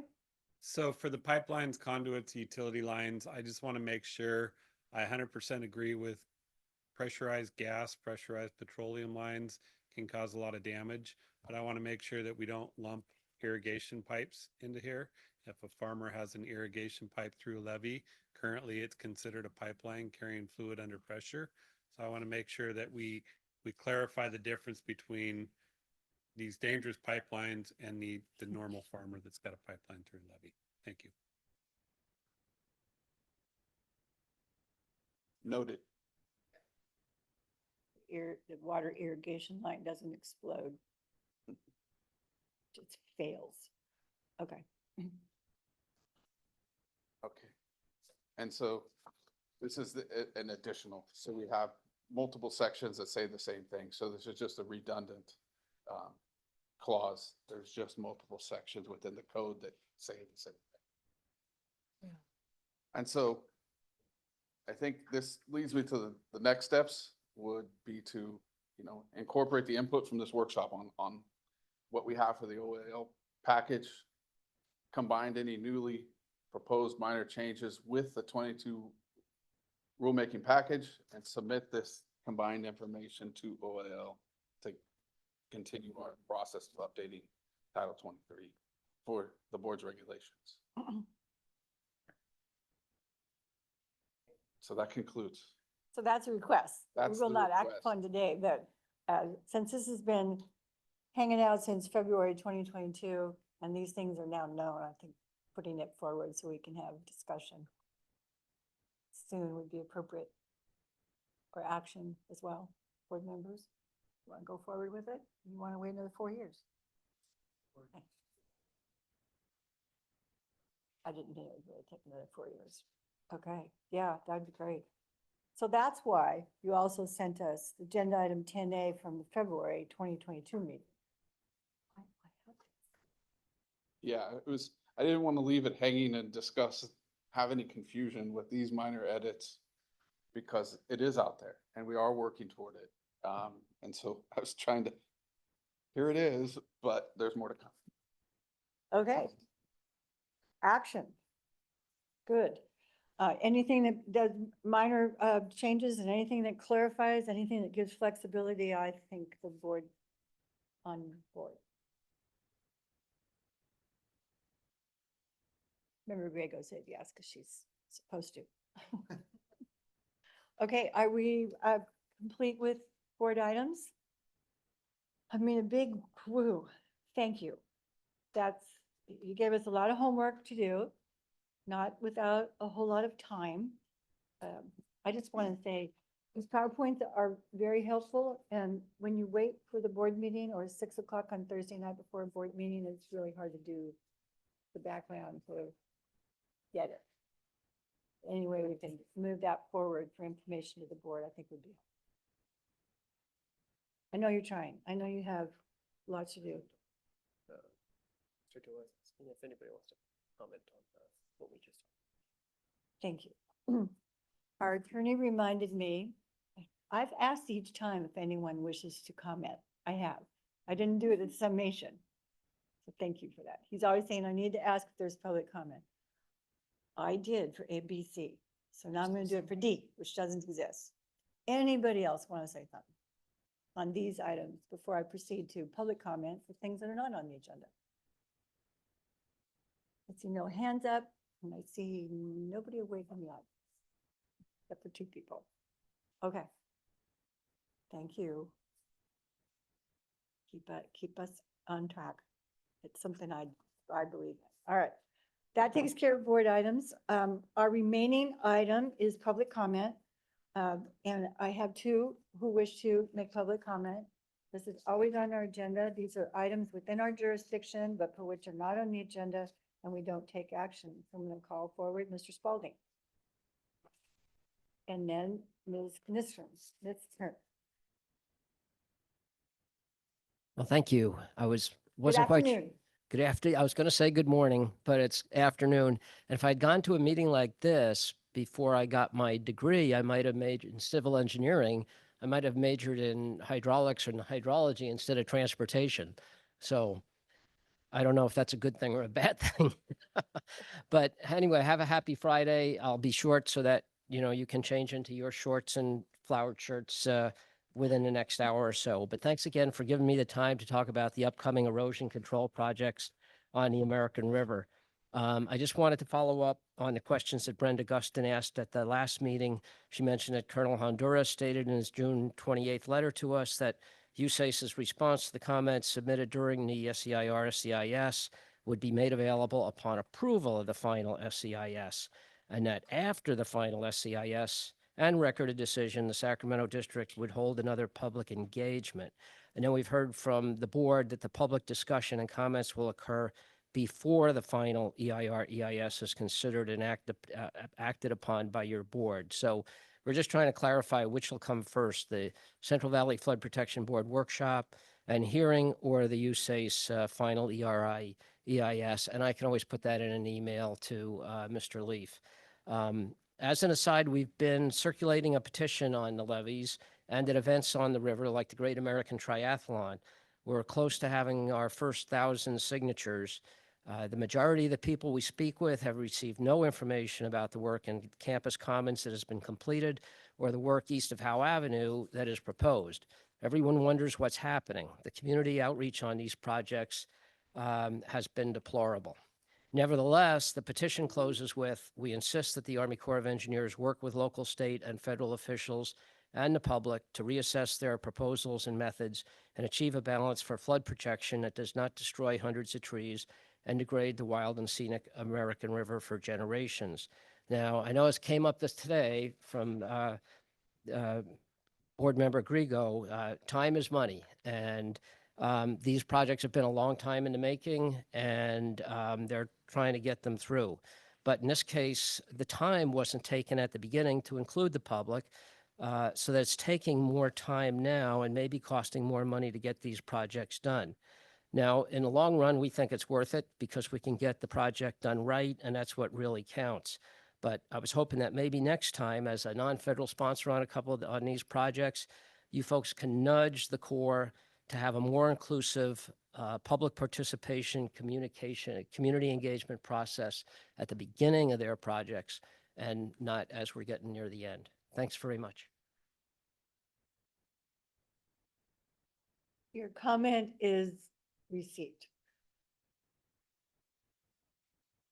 Ms. Nisker. Thank you. Good afternoon. Good afternoon, and thank you for the opportunity to speak today. My name is Nancy Niskern.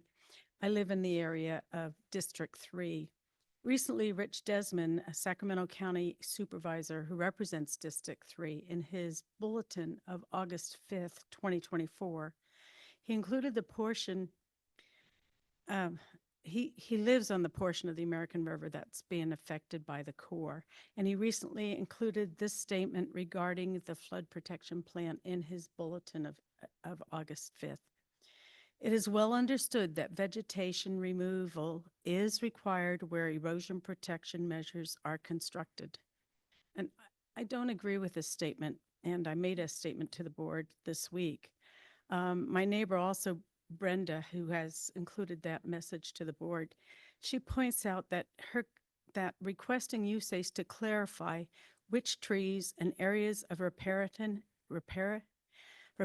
habitat are planned for removal due to erosion control and which are planned for removal due to contractors' ways and means. If there are ways to utilize smaller equipment to provide erosion control and keep healthy established vegetation intact for the environment and its wildlife, let's pursue that. This has also been suggested by the U.S. EPA in their comment letter, is to use different equipment so you don't have to rip out the trees to use large equipment. I want to introduce what I have recently learned. It's from the Best Practices for Vegetation Management on Levees. It was introduced by the Corps of Engineers and FEMA as a document in April of this year, and they're looking for public comments up through the end of August. And in reading it, my conclusion is that they are more interested in saving vegetation than not. The Corps is increasing its recognition of the societal and ecological benefits of healthy riparian areas.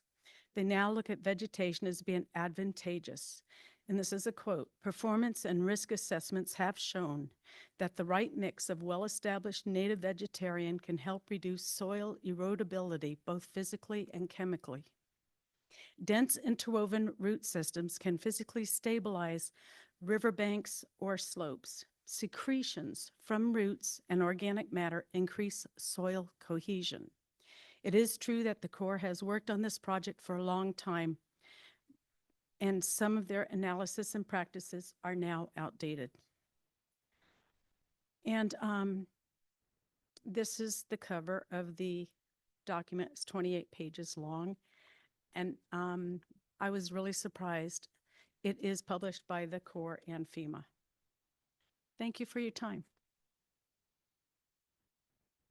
Thank you for your comments. It's certainly are received.